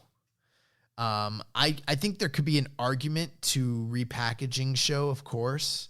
But the problem is, if you bring Yo back, and he's just the same Yo as he was prior to leaving, and then Sho turns on him and becomes something else at that point, it truly elevates Sho, but it leaves Yo completely in the dust to where, like, he's cooked. You know? Yeah. But if you do it the opposite way, Yo comes back with a new attitude, a new plan in place, and he turns. It gives Sho, who's been here the whole time, righteous justice to go after him and the impetus to chase and, avenge whatever the wrong is that Yo has, caused. And it immediately boosts Yo on return. I think if you do it the opposite way and you do something, you push Sho and you give him this big switch and push and you just bury Yo on his after coming back after so long, I don't I don't know that it's going to garner the kind of sympathetic, reaction that they'd be hoping for in that situation, Yeah, I totally agree with you. I definitely think it needs to be Yo, and Yo has some things he can justify here. He's been out this whole time. Sho is, all he cared about was the junior title. He never checked on Yo. He teamed up with Master Wato to go after the tag titles. He easily replaced him. So there are some things that Yo could kind of bring up to kind of rationalize why he would attack Sho and just be like, you only care about yourself, and I gotta do what's best for me, and so you can build a feud off of that. And so I think it makes more storyline sense, and then like you mentioned, positioning wise, I think it makes more sense to do that to elevate Yo, especially Sho, who's had a great year, who's had these matches with Shingo and Hiromu and one of the top guys in the Best of Super Junior tournaments at the end of last year. Sho's done a lot to kind of elevate himself with Yo being gone. So you need Yo to do this turn to get on Sho's level. Yeah, plus, if reports are to be believed, Yo is, purportedly the better promo guy. And if he turns heel, I think that makes the most sense to have the better talker be the guy that sort of facilitates that role, because as the babyface, Sho doesn't need to say much to kind of convey what he's trying to get across, Right. We see it with Ibushi. I don't think Ibushi is really a great promo at all. No. But, he's a lovable babyface. Ricky the Dragon Steamboat was the same way. Rey Mysterio is the same way. Like, lovable babyfaces don't always have to be fantastic promos, Right. Especially if they're white meat like that. Yeah. So yeah, I'm going to go with Suzuki-gun retaining here. I am too. I think that's going to be the, impetus for a split. More heat. Yeah. And it could be delayed here. We might not get the full payoff right now. This might be leading to something, or we might get it right out the gate. Yeah. I'm kind of leaning towards right out the gate. Yeah, I wouldn't wait on this. I wouldn't wait on it. I wouldn't slow burn it at all. I think we've had a slow burn with this group for, 3 or 4 years now, however long it's been. I think, thinking about it, it's 3. But I think now's the time. Especially, they talked about in the post matches how important. Where are they? Sumo Hall. Yeah, Ryogoku. Yep. Yeah, like how important Ryogoku has been to them, and the famous matches they've had there, the title wins they've had, the defenses and everything. So, I think that holds special meaning. I think that's a great place to actually do it if they're gonna, pull the trigger and split them. I know Karen Sensei is out there somewhere, like just like shaking her fist at us. Yeah, she doesn't want this to happen at all. Don, we want to ask, what will be the first program for IWGP Junior Heavyweight Champion El Desperado? Also, is it possible that we may get a new title for the IWGP Junior Heavyweight title too? I don't know. Who do you think would be the first challenger for Desperado's belt? Because I don't know. It doesn't seem like we're getting a Super Juniors anytime soon. Right. I mean, I think Sho would make the most sense right now, just not if you're going to do this Yo split. Right. But that could be part of the split. Like, Sho is just so focused on getting the Super title, and then maybe you have Yo also screw him out with the title match as well to kind of add heat to the feud. Well, I think if you're going to do that, then you hold off on the split for now. You tease it. You let people know it's coming, and then you don't do it until the actual title match happens or afterwards. But I wouldn't split them and then reward Sho by giving him a title shot right after that. I think that's bad storytelling. Yeah. I was trying to think because they haven't really set anything else up. There's not really any other faces out there. I mean, I guess you could throw him like an easy challenge, like a Taguchi or Wato. Those are both possible scenarios I was thinking of. Besides that, Tiger Mask, I don't know who else you put him in there with. I'm really not sure either. I'm trying to think. I'm actually going to go to the... Unless you bring in somebody, unless you bring in Robbie Eagles or you bring in somebody from Strong. Was there any... I mean, he did lose to Master Wato during this Best of the Super Juniors clean in one of the main events. Remember that? That's right, yeah. So, yeah, could be Wato, yeah. Maybe you do, Jushin Liger. Maybe you dust him off and say, sorry, kid, we gotta get you back up. I don't know. I'm I'm looking at the list of juniors that are there. I'm thinking of the realistic ones they could really do. Bushi's there. That's right, yeah, Bushi. That's a possibility. Yeah. I don't know that I would do that, but he's there. Doki's there. You got Phantasmo, but Phantasmo's not in the country right now, I don't think. Hiromu's on the shelf. Master Wato. Robbie Eagles could be a potential. If you get Rocky Romero back in the country, you could do Rocky. Maybe he needs to, but I don't think I think because he's here for WrestleMania, I think now's not a good time to set it up. Right. Taguchi, Sho, Taiji Ishimori. I mean, they're kind of limited right now, if you really think about it. Kanemaru, his tag team partner. Yeah. I'd probably go Wato as a holdover just based on the fact that he beat him in the Super Juniors. Yeah, that makes the most sense. So now let's go. Did he have another part to that question? Is it possible that we may get a new title for the IWGP Junior Heavyweight title? I'm hoping that if we do, it's not like right away. But I mean, you know, the whole point of that title was that it was modeled almost directly to be the smaller silver version, the junior version of the bigger belt. And now the bigger belt has changed. So I would like them, if they do redesign it, I wouldn't want them to make a smaller version of the one that we have. I'd like them to do something a little different and unique for the juniors. But yeah, they might change it. Right. I mean, I'd be perfectly fine if they didn't. I like the junior title design. But yeah, who knows? We might eventually see all the titles get updated. Desperado was also beaten by Taguchi during the Best Super Juniors as well. So maybe and he's kind of just sort of made his return on these undercards as well. Right. So that's a possibility also. They might even hold off on doing anything. They might just keep doing like the junior tag stuff until they have a suitable challenger established. I think a lot of it's going to really depend on what happens here in this match Sunday. Yeah. So then we have the big main event for the IWGP World Heavyweight title. The first ever World Heavyweight Champion Kota Bushi defending his newly received title against the Commonwealth Kingpin Will Ospreay.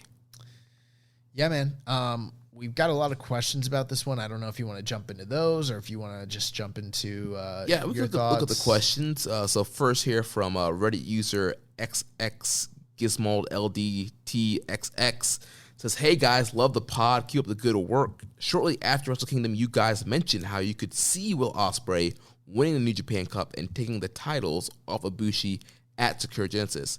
Now your fantasy booking has come this far. Can you still see Will taking the W this weekend?" Do you want to give me props for this? Yeah. Because I've been saying this like since January 6th. Yeah. It's been coming for a long time, and like I've had the vision, you know. I've been opening up my third eye, you know. All that time in the side dojo. All the time in the side dojo has helped me. Yeah, man. I think I don't know who's winning here. I'm pretty torn on it. Especially, I think having this designation that this be the first ever world title match, and what that means, kind of throws a little unforeseen wrinkle into the stakes of the match, you know. But I could absolutely see Will Ospreay winning here.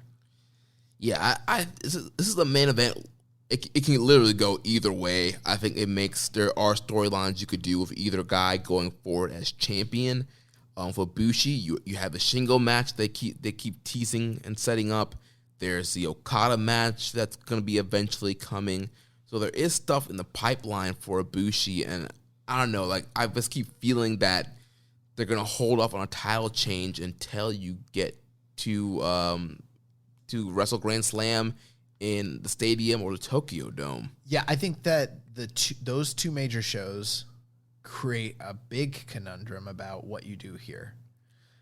This is a pretty important match, not because it's being not because of the kayfabe reasons, but the real world business implications behind this match and the perception of the company as a whole right now. This is a pivotal match. And these two guys have wrestled each other, I think 3 times now, twice in the G1. Once at Wrestle Kingdom. And once at Wrestle Kingdom, maybe even 3 times in the G1 now? I don't know. At least twice that I remember.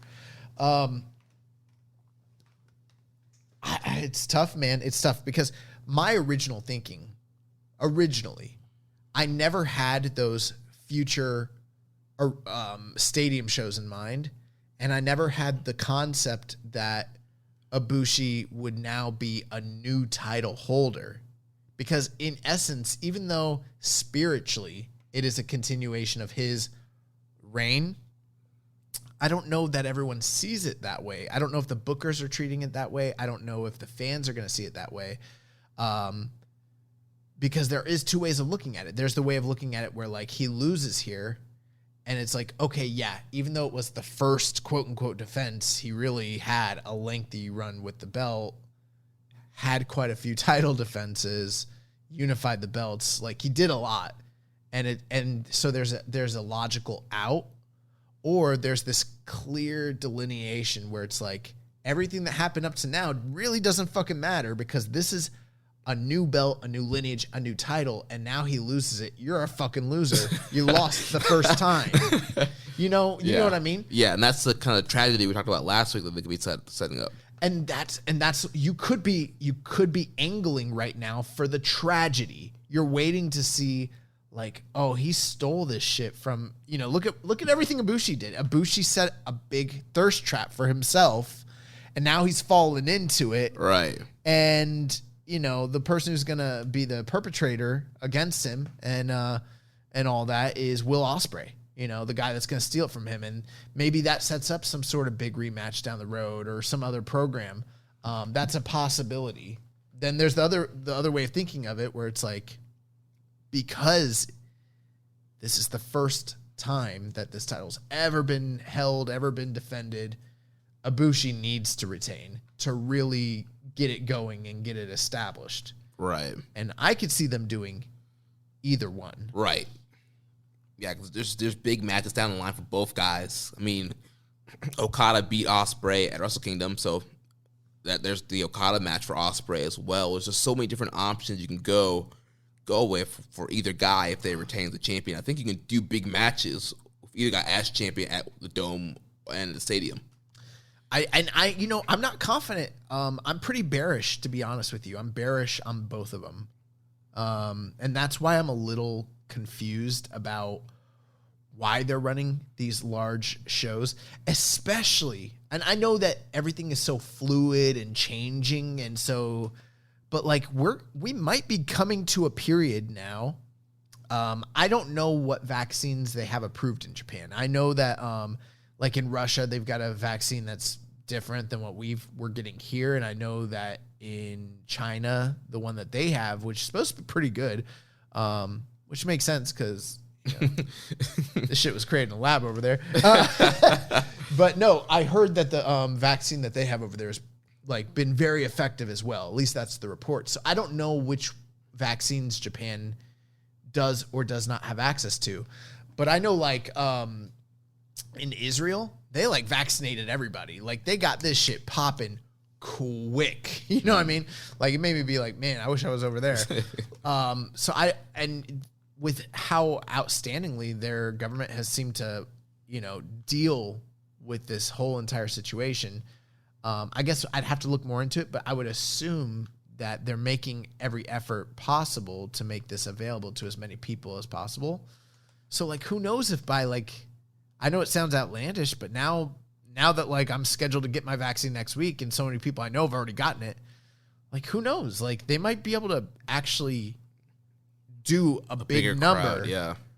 And I don't know that was the intention when they initially decided they were going to do Yokohama Stadium and the Tokyo Dome. And now if they like are opened up, let's say in a month or two, Is that going to look bad if things are really, really opened up and they can't draw? Yes. And like, I know you said like that there are big matches on hand for both guys, and I kind of think that's true. I also kind of don't think either of them are as big of a draw as like a Naito, a Tanahashi, a Jay White, or a Okada. And I know the only way you get there is by positioning them to be that, but you don't throw them into Yokohama Stadium on like a 1 month notice and expect them to do business. You know what I mean? Like it just doesn't work that way for either of them. I mean, I think Ibushi's probably going to hold on to the belt, but my question is, who's the dance partner for these 2 nights, if that's what they're planning to do, and what's surrounding those cards? I guess those are all big questions we don't have answered yet. Right. And something I could see in favor for Ospreay, we got the 4th member debuting earlier in this show. Could the 4th member help Ospreay win? That's a big question. I didn't even think of that. I mean, bro, what if it is like a big name like Chris Jericho, and like that's one of the like, you know, aces that they've kind of got up their sleeve that they're hoping like helps them to generate business, you know? Yeah. What if it was like Kenny Omega? No, I'm just joking. That'd be like that would be like there's no way it could be him, but like that'd be a funny thing to like throw out there. Dude, people will lose their minds. They're already losing their minds. Yeah. People will probably lose their minds if Will Ospreay wins. Yeah. My thing with Ospreay though is that there's more big money matches available that haven't really been done, especially with him in this current role. Him as a heel, him as a heavyweight, yeah. And then on the flip side, it's like there are guys to work with Ibushi, but like the only really 2 big names that I can think of, that maybe 3 that he hasn't worked with recently, that he hasn't like gone out there and drawn money with, is like Okada, Kenny Omega, and maybe Tanahashi. Like those are all proven draw matches with him. I don't know that him and Shingo does big business, even though I think it's an anticipated and hot match. I think it's capped at a certain level, you know, the 10,000 maybe, you know? Right. And maybe that's what but I don't know. Maybe that's what they're angling for in these stadium shows. Cause I don't even know what the attendance realistically is supposed to look like, you know? Yeah. What percentage that they're going to have for capacity. Maybe that's the deal. Maybe it's going to be Shingo and Ibushi down the road. I don't know. And then you also kind of have to ask yourself, like, does this really hurt Ospreay a lot? Because he won the New Japan Cup. That was supposed to be its elevation, but he sort of threw like a wet blanket on himself and his push with the B angle. You know, we don't have to get back into that, but obviously it didn't go over well. And then he loses again. It's like he kind of has a track record of losing in the big spot early on already as the leader of this group. But we do have a history of New Japan Cup winners kind of losing in that big moment, losing that big title match. We do, but it sort of feels like you're kind of, because you have this guy positioned as like the leader and, you know, a major commodity in the company, you sort of need to elevate him at some point. I mean, he's going to be an IWGP champion. If not now, at some point. Is now the time to do it, you know? Right. Who does this...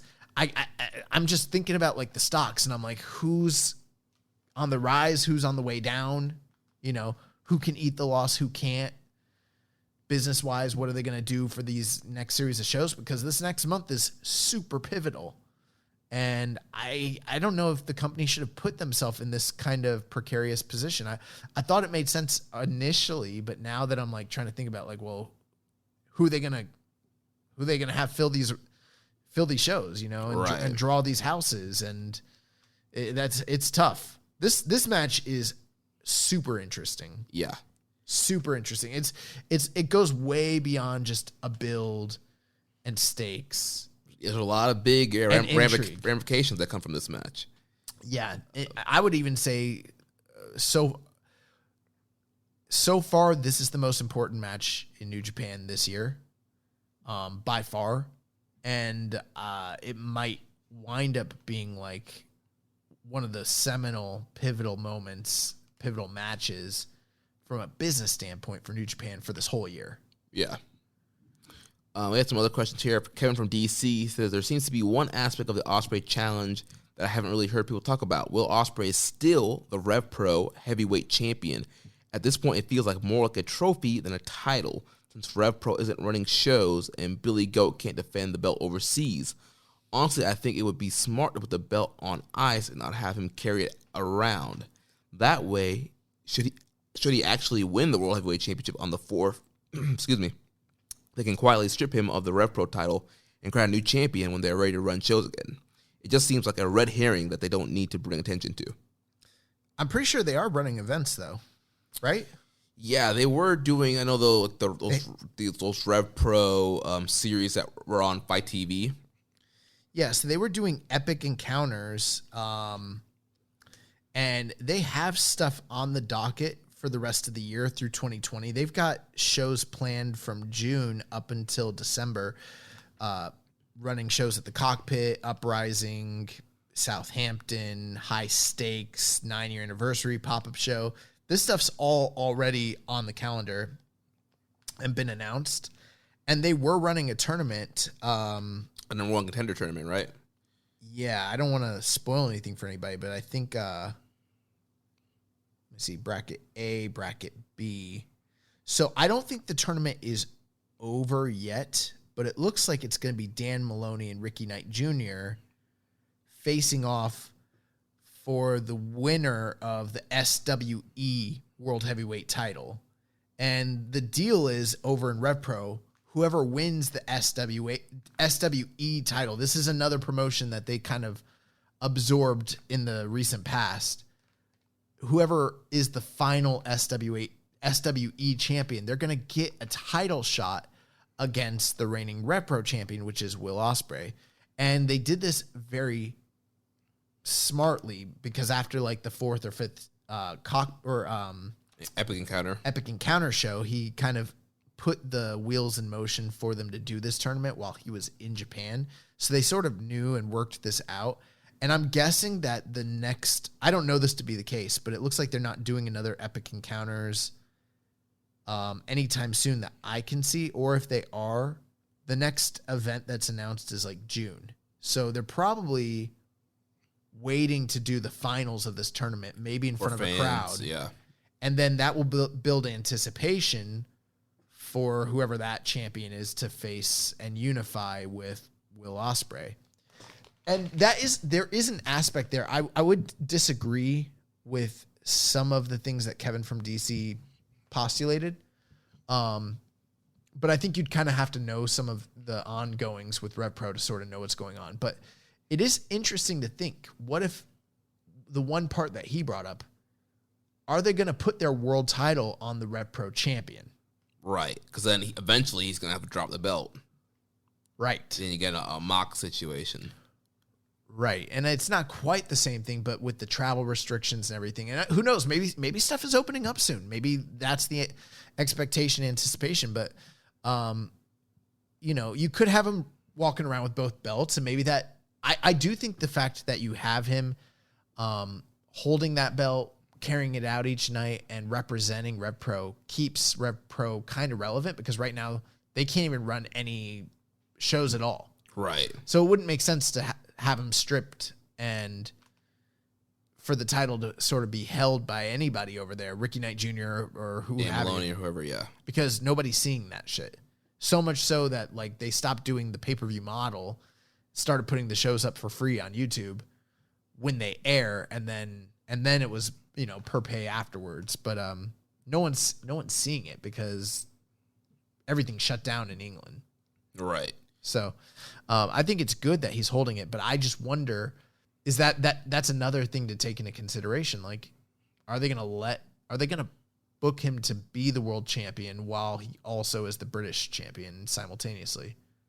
I mean, they could. It could. And it could be, you have a lot of big shows between now and June. He could easily, we talked about first champions having short reigns. He could easily drop the title before he has to drop the Rev Pro title. And there's also no reason to think that he's going to for sure drop the title to whoever wins this tournament. You know what I mean? Right. It's probably going to be Ricky Knight Jr., who I think has beaten Will in the past.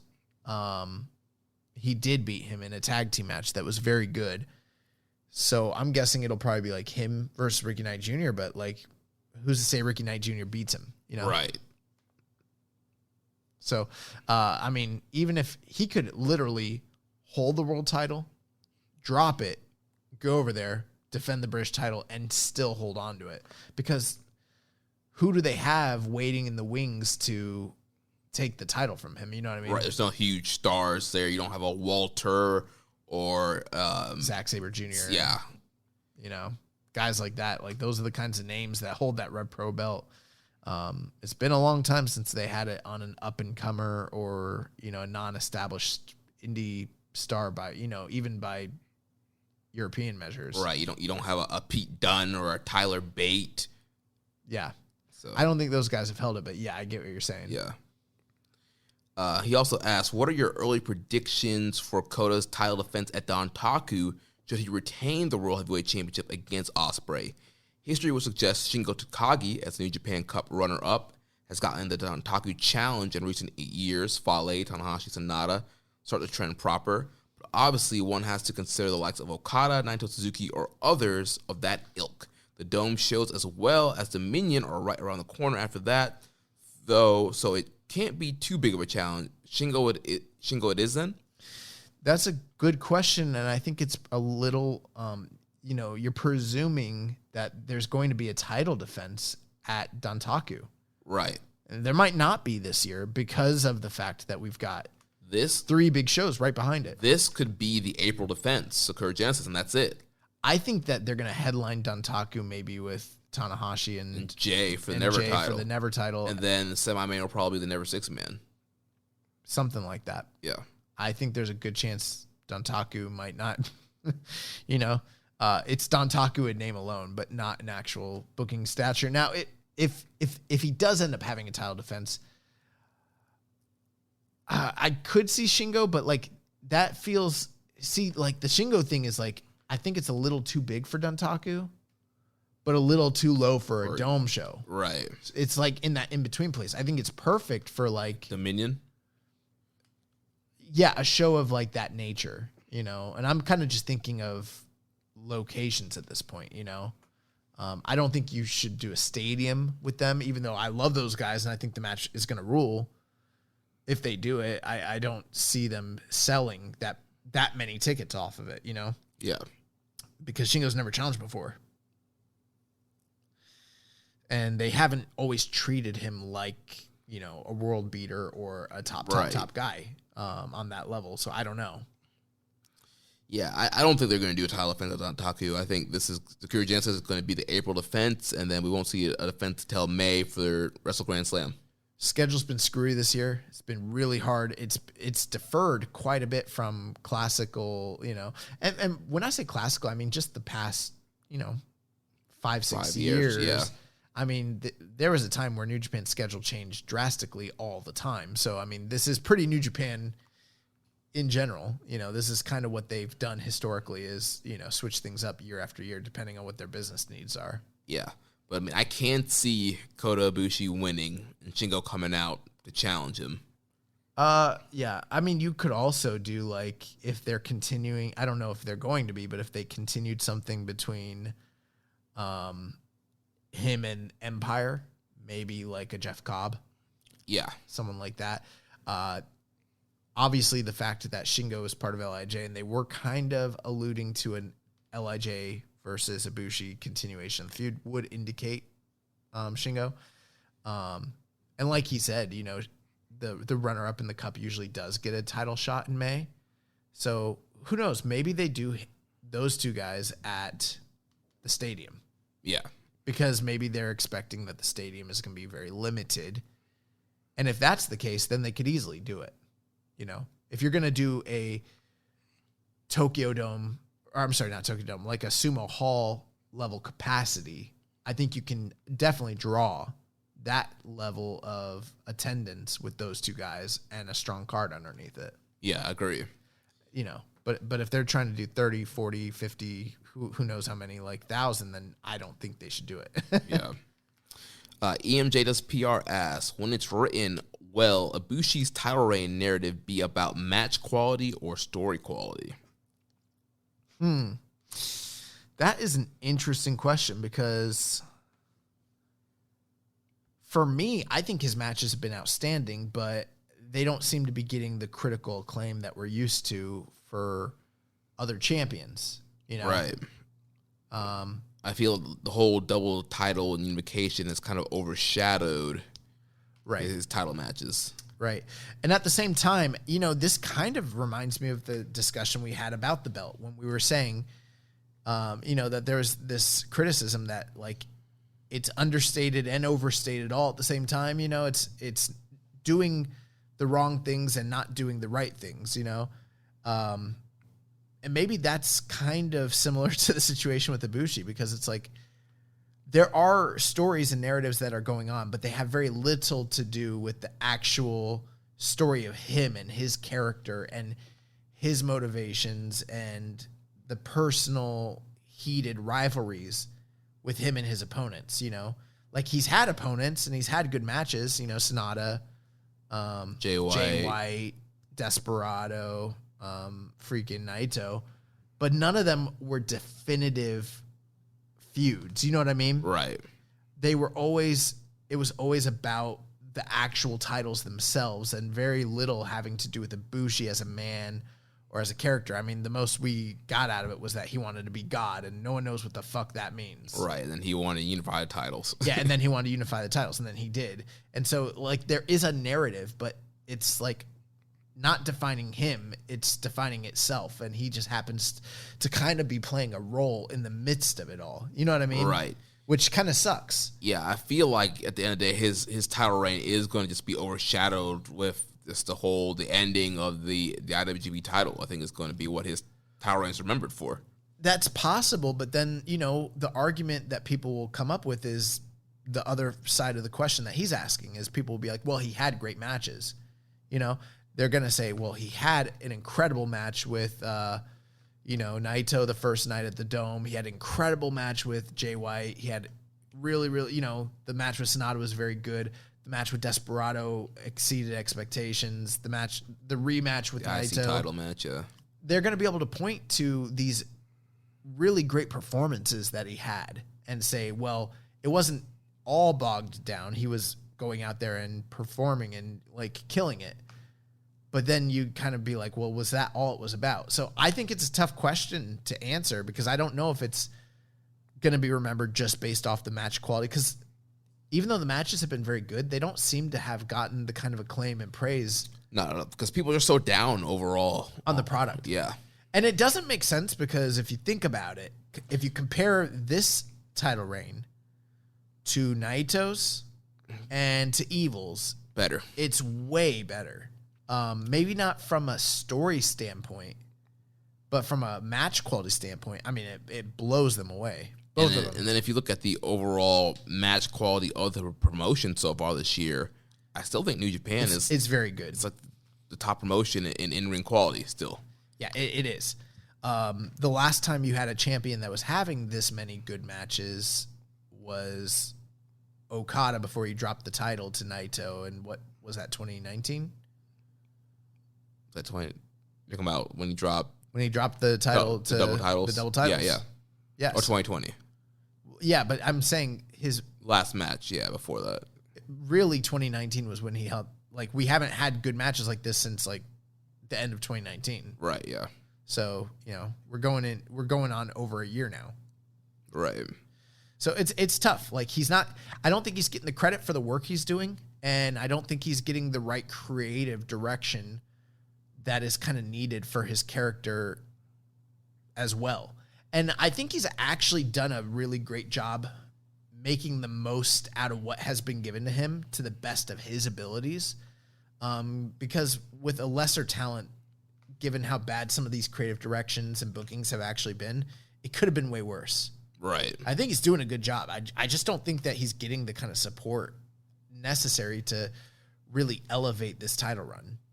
Yeah, there's so many just outside factors that have nothing, like you mentioned, nothing to do with him, that are kind of just contributing to people just kind of being down on him in his title run. That's a great question, MJ.PR. I don't know how to really answer it. I think it's a little of both. Yeah.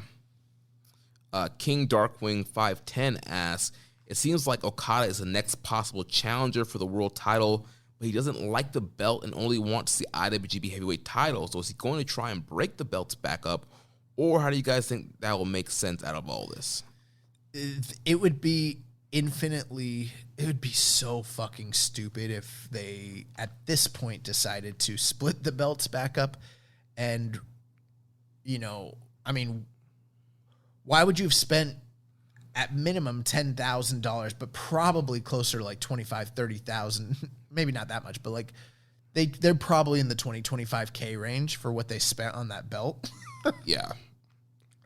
Why would you have gone through all these story elements, this ceremony, all these tweets, just all the hoopla, and then the actual cost of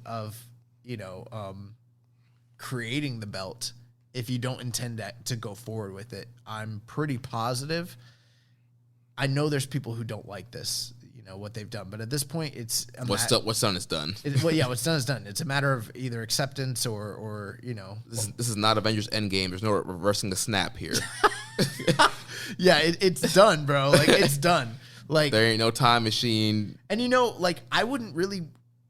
I wouldn't respect. I already kind of don't respect that they did this, but if they decided to walk back on it now, that'd be horrible. It'd be way worse. It'd be way worse. Yeah. I would be like, what the fuck are you guys doing? Like, make your fucking mind up. God, I would be fine if they were just like, we're gonna incorporate the lineage. Right. That part I'd be fine with because it makes logical sense. But they're like, Okada's like, I'm saving everybody.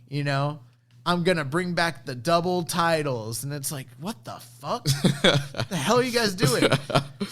Yeah. That wouldn't make sense. So they're never... Also, like, just think about what the lineages would look like. There'd be like, okay, so there was 2 titles, but then there was double... But then there's this little asterisk where it's like, briefly they were defunct and a new belt was created, but then... Reinstated. But then it was defuncted again when... Okada won it, and then he reinstated, and then now the lineages are reinforced. Like, it just wouldn't make sense. Yeah. Oh, God, I would hate that. That'd be horrible. Yeah, they should not do that. I'm sorry. I know people love the white belt and the version 4 belt, but it's done. Yeah. It's gone. We got a question that just came in from Reddit user _stress_ says, hi, guys. Barely a question, but this unification saga has got me thinking, is there any chance this Ibushi run is a slow burn heel turn?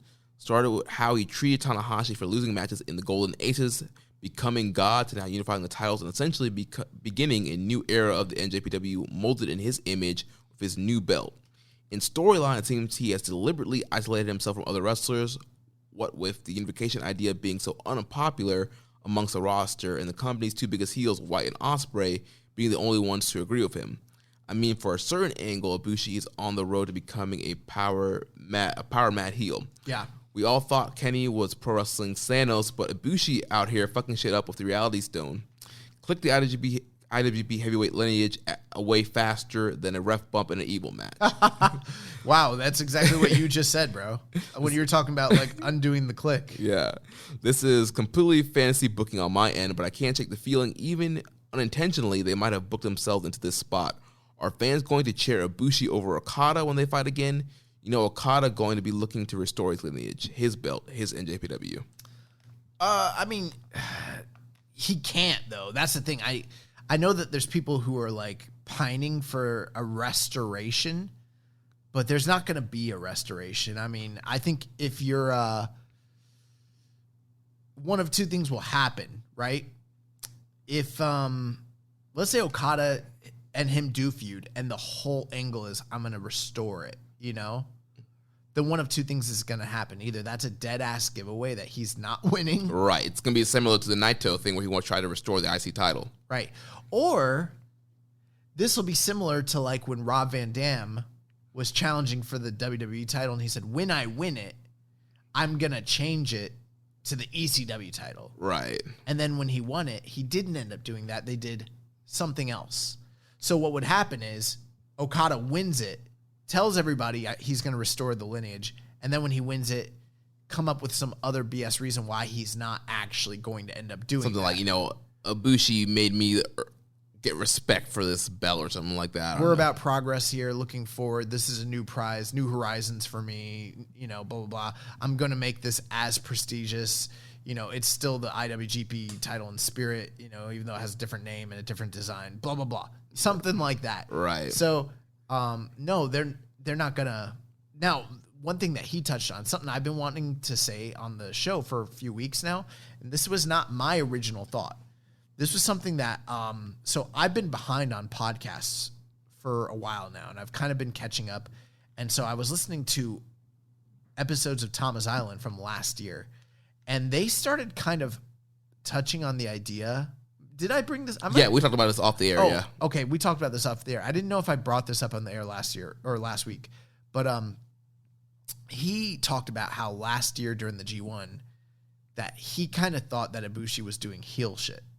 And that's kind of when the God stuff really kind of came into focus. And, his co-host Ross was saying the same thing. And very recently, there's been talks of is Ibushi leaning towards a heeldom with the God talk and, kind of making himself a target because he took these two beloved titles and unified them and recreated them in his image, as a quote unquote God, and has kind of, like you said, isolated himself from the rest of the roster. I mean, even though he's Hantai, I think we kind of imagined that when he rose up, he would sort of take over for Tanahashi and be the lead focal guy. Right. But it doesn't feel like that. He is leading, but he's not leading from a stance of let's go get him, guys. And he's coming out with the gang and Taguchi Japan and everything. It's he's kind of doing his own thing, and he's feeling very isolated. And it's just interesting that over a year ago during the G1, Tam and those guys were already kind of pointing it out. And I didn't notice it back then. But recently, I do think I said this on the show where during that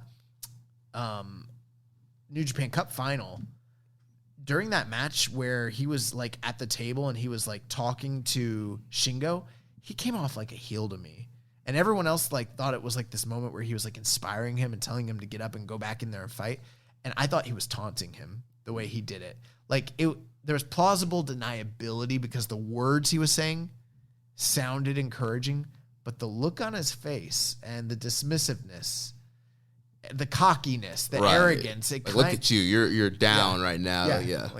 Dude, if you want to do this, you better get up, Right. I don't know, man. You're blowing it right now. I am wondering if there is a long-term story where Ibushi is going down a dark path, and it's been brewing since the G1 last year, maybe even earlier than that, Yeah. And so I'm kind of wondering about that. I've got my eye on it, and I want to put it out there. It's not my original idea. There's a lot of people who are saying this, but I think it's sort of one of those wishful thinking things. But I'm seeing the little and tea leaves. Yeah, I'm seeing it out there. Yeah, I mean, it could happen, and it would be something new for him. And I think you can get some fresh matchups. You can do that. That Tanahashi match makes a little bit more sense of him. Ibushi's a heel. I wouldn't necessarily like it if he's just kind of a tweener or a guy that's heel leaning. I don't want him to do the Bret Hart Bulldog thing where they're both faces, but for the sake of the match, he's going to lean heel, Yeah. I would rather, if he's going to go that way, and that's the story, go full out, turn, start a faction, fuck people up, A Bushi goon. Yeah, be a heel, shit like that. I would prefer that, but I don't know that that's what's going to happen. Yeah. Well, that is our preview and our predictions. Well, who do you think's winning? We didn't say who we finally thought was going to win this match. I'm going to Bushi. I'm gonna go Bushi too. I originally thought it was gonna be Will. I'm 50-50 on this for real. I wouldn't be surprised if either man wins, but I just have this picture of Shingo walking out and challenging Ibushi right now. If it's Will, who do you think would be his next challenger?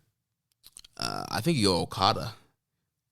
He hasn't been doing anything, really. He's been kind of treading water. I think with X and the way they like to book tragedies and Okada sort of like not doing anything, and they probably need him to sell tickets for these domes. I think you kind of convinced me. I think I'm going Will.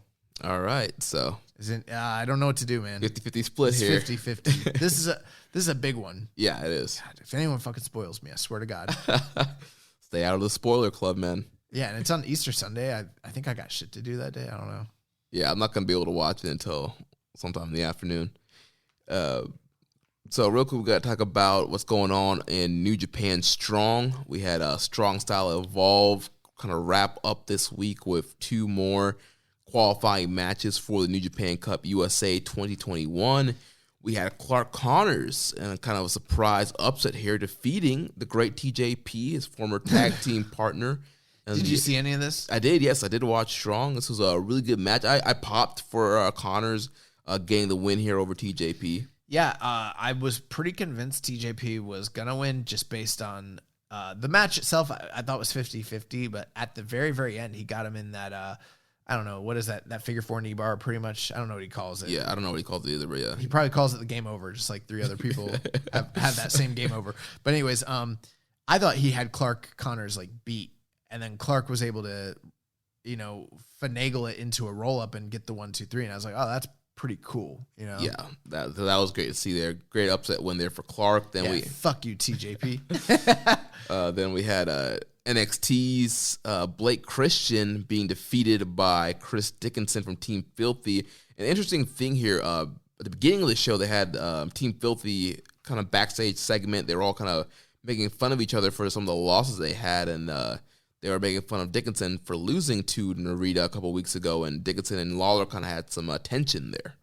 Yeah, and obviously this is a New Japan Cup USA qualifying match. Both of those guys are, major members of Team Filthy. So, the implication there is if Dickinson gets through, they're going to be potential opponents down the line. And this kind of group is an amalgamation of various personalities who share similarities based off of,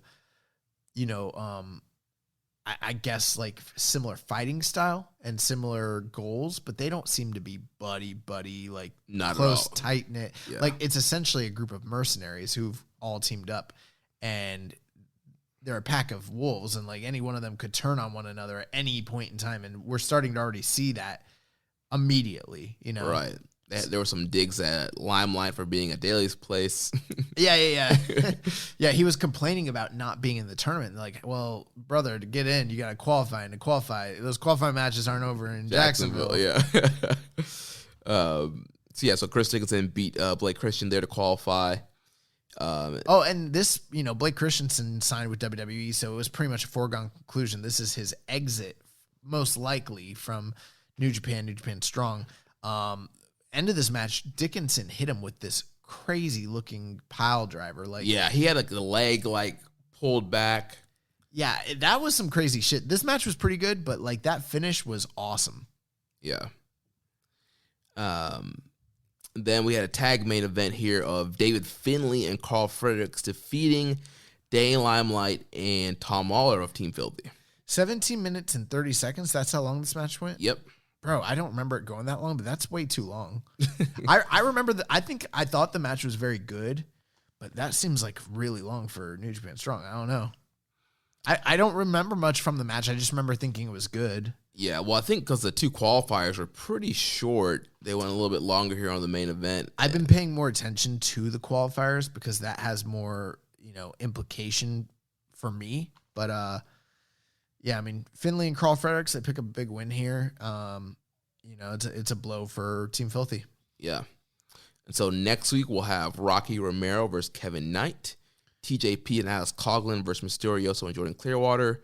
And then the main event will be Brody King and the Regal Twins taking on Team Filthy's Tom Mahler, Chris Dickinson, and J.R. Kratos.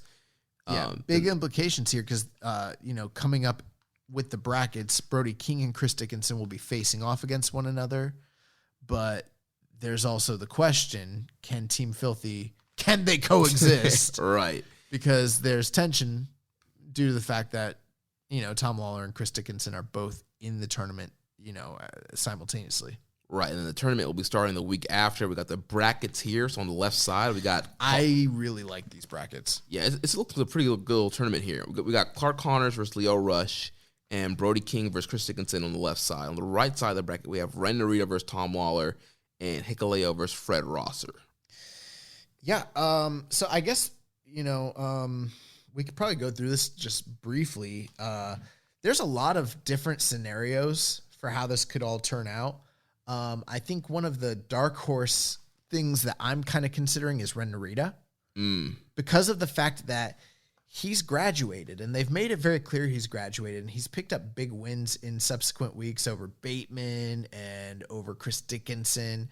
And I think he was just those two guys. Mysterioso. Pretty clean, all three of them.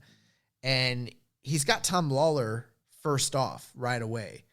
So that's a big match in my estimation, because it's like, on the one hand, I could see Narita beating him, especially, and I think that the tension with Team Filthy is going to play a role. So if Tom Lawler wins, obviously I think that they're going to continue his story throughout the tournament. Right. Or if he lost, that could be the catalyst for his loss, is this ongoing tension. And then they continue that story outside of the tournament. Especially since he was making fun of Dickinson for losing to Narita. It would kind of put egg on his face for losing to Narita. And then Dickinson could be like, look who lost now. I didn't even really think of that, to be honest with you. But there is that further implication. So I think a lot of people have Tom Lawler going through probably to the finals. But I'm just thinking, like, you did a lot of work to build up Narita over those two guys. Are you doing it just to feed him to Lawler? Is that the point? Or, are their intentions with Narita, are they deeper than that? And it feels more New Japan to me for them to actually continue to let him get wins. Yeah. And I feel like the tension might be a way for them to get Tom Lawler out of there. Yeah, I could see. I have Narita going into that second round, and I have him going up against Hikuleo. You do? Yeah, because I thought, for some reason, you had Tom Lawler going through. I got Narita, Hikuleo. I think Hikuleo's going to get revenge over Fred Rosser, who cheat to beat him. Yeah, that one, there's a good little story there, but I don't see Fred Rosser getting through. He cheated as a face to beat Hikuleo in the previous match, so I think Hikuleo's going through. And I think that one's a pretty solid bet. So I think he's either facing Tom Lawler or Ren Narita. I agree with you. I think it's going to be him and Narita. And I've done pretty good on these tournaments this year. So yeah, you have.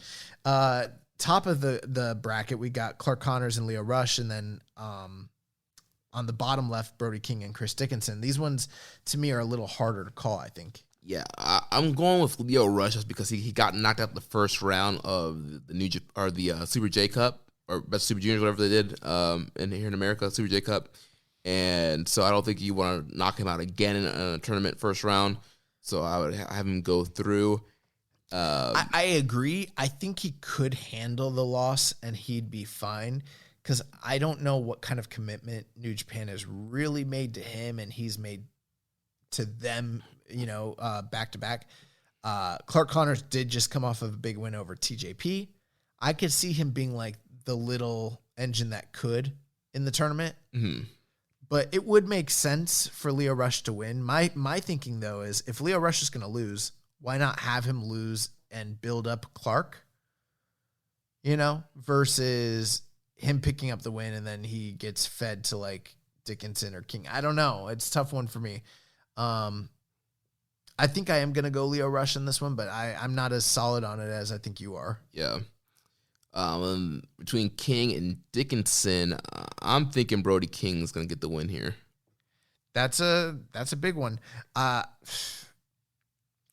This one's tough because I'm not really sure. Ultimately, I mean, we're assuming that the winner is going to face John Moxley, and I'm just not sure who that guy is going to be. One feeling I have is him and Chris Dickinson have worked together before. Brody King is from ROH. Chris Dickinson is from, GCW and pretty much, New Japan Strong USA at this point. I'm thinking Chris Dickinson beats Brody King I think there's a little bit more of a story there, and I'm assuming that Brody King versus Chris Dickinson is like the deciding side of the bracket. Whoever wins this match probably go into the finals. Yeah. So I've got Chris Dickinson going through personally because I just think that there's too much of a probably like a little bit of a conflict when it comes to like politics possibly for Brody King to get through. Yeah, and plus it could make sense if they're doing the whole story of Dickinson gets through and Lawler doesn't. Or, well, I think it works on both levels because I think if Lawler gets through and Dickinson gets through, you got an all-team filthy final. Or you could have the Narita-Dickinson rematch, you know? Yeah. Possibly. And then from there, for my final initially, I'm thinking Brody King and Hikuleo. Oh, wow. So you've got the two big bruisers going back to back. Yeah. Hey, that's a way you could really go. I don't know if I'd have Hikuleo win the whole thing, but I mean, you've got three guys that you could really elevate in this tournament in a big way. Clark Connors, Ren Narita, and Hikuleo. I'm most bearish on Hikuleo at this point. Not because I don't believe in the guy. I think he's great, but I haven't seen that they're pushing him like that personally. Yeah, I would have Brody King win it all. No, I mean, even to get to a final. But it's not, that's the great thing. Like the only guy that I couldn't see making it to the final is Fred Rosser. Yeah. I could literally see any of the other 7 individuals in this tournament actually making it to the finals. Right. Pretty much everybody in this tournament has been pushed or protected in some way. Well, let me ask you this. We're both out on Fred Rosser. Hikuleo, you can see him as a finalist. Well, we've already agreed. All 7 of these guys we can see as finalists. Could you see him facing Mox? No. Okay, I'm pretty much agreeing with that. Tom Lawler. Yes. Okay, Ren Narita. No. Really? I think Ren Narita could be the guy who wins this whole tournament. Really? Why not? They had him beat Bateman. They had him beat Dickinson. They had him beat... those 3 wins back to back to back are all big wins. Yeah. That kind of makes me feel... I actually could see a situation where it's Clark Connors and Ren Narita in the finals, all LA Dojo final. That could be cool. I could see that happening, you know? I was thinking if you're going to promote another Mox match on Strong, is Mox versus Narita going to draw? Well, is it going to draw? I mean, the thing is, I think with any of these guys, I don't see a really super marketable match. Yeah. I do see names that are bigger than Narita's for sure, but I think Mox on his own, the fact that he's going to be on there defending against the New Japan Cup USA winner, no matter who it is, that's going to be enough. Big enough. Yeah. Yeah. And I think if you're trying to elevate a guy like Narita, that's a great way to do it, you know? Yeah. I'm going to disagree. I think I could see Narita being the challenger. Okay. I don't think Clark Connors can win this. No. But I could see him as a finalist. Yeah. And I don't think I could see Leo Rush winning either. I don't see him winning, but I could see the marketability of Leo Rush versus Jon Moxley. I do. Those names do work together. I just don't know if New Japan's going to go that way, you know? Right. But I could easily see,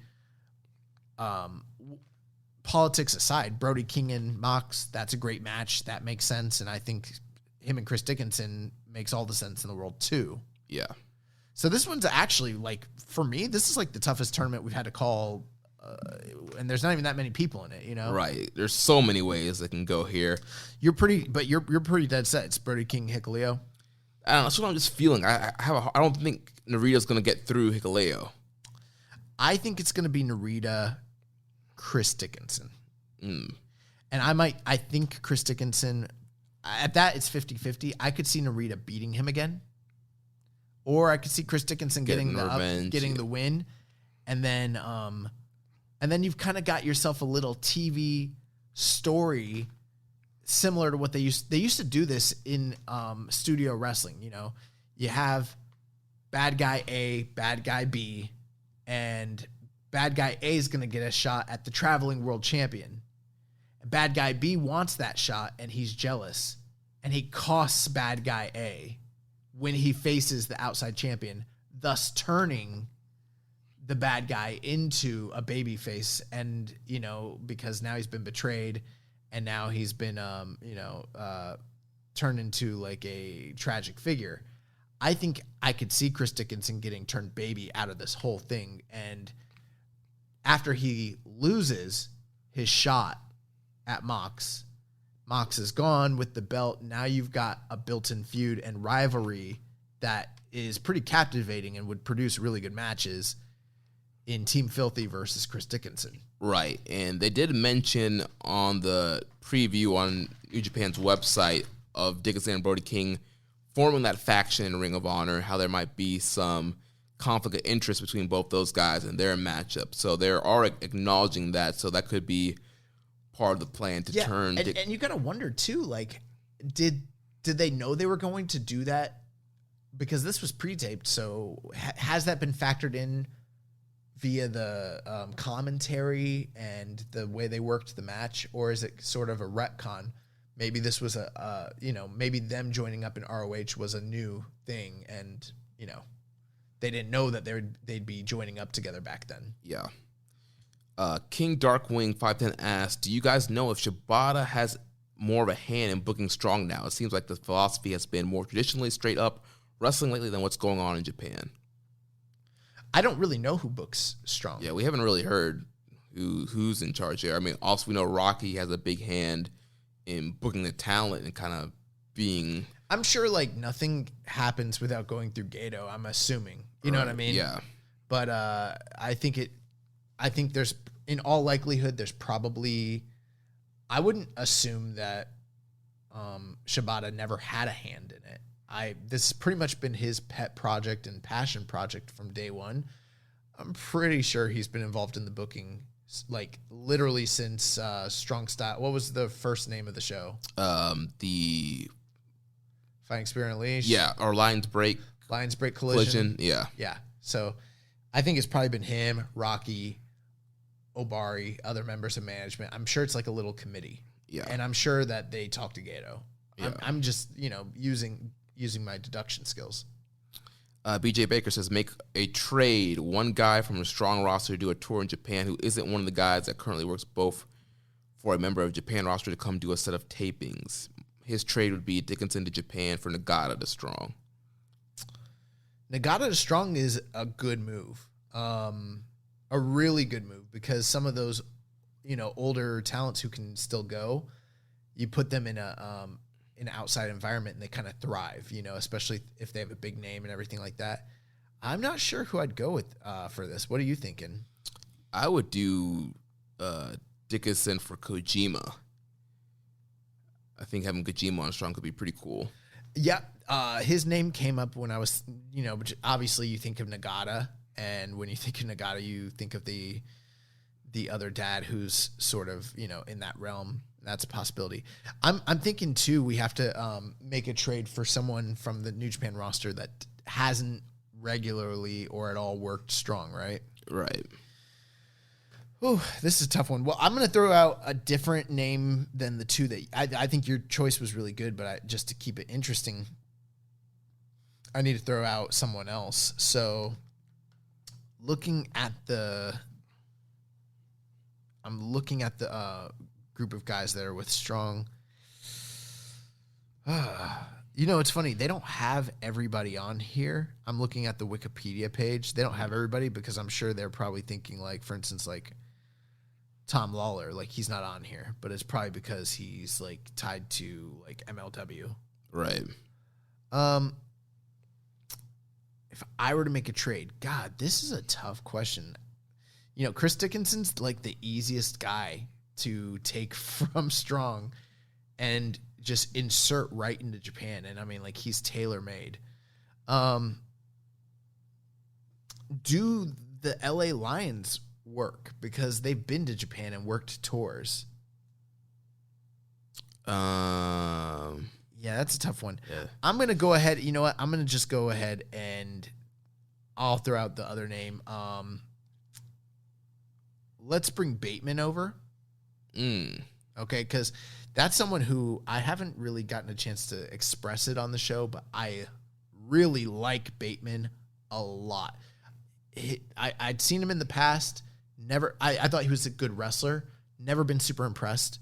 I just thought that there's something missing. But lately, his character work, his promos, he's out of this world. Like, I don't know that he fits in with the strong style and the house style of New Japan, but like, bro, I'm sure they can find something for this guy. He's like captivating. Yeah. I think he's awesome. So I would trade Bateman for, man,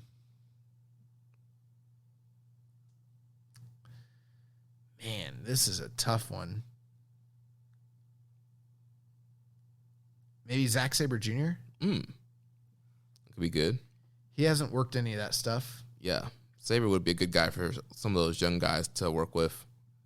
Oh, they do have Tom Lawler, but they've got him listed elsewhere. Yeah, I think that would be my pick.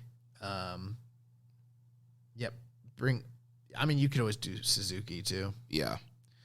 Yeah, I don't know. That's not the best trade in the world, but that's the one I'm making, so. Next question from @MMAIPOM on Twitter. Post-pandemic, what do you see NJPW doing with the U.S. title? We've kind of touched on this, but I just assume it's going to eventually be on somebody that works New Japan tours pretty regularly.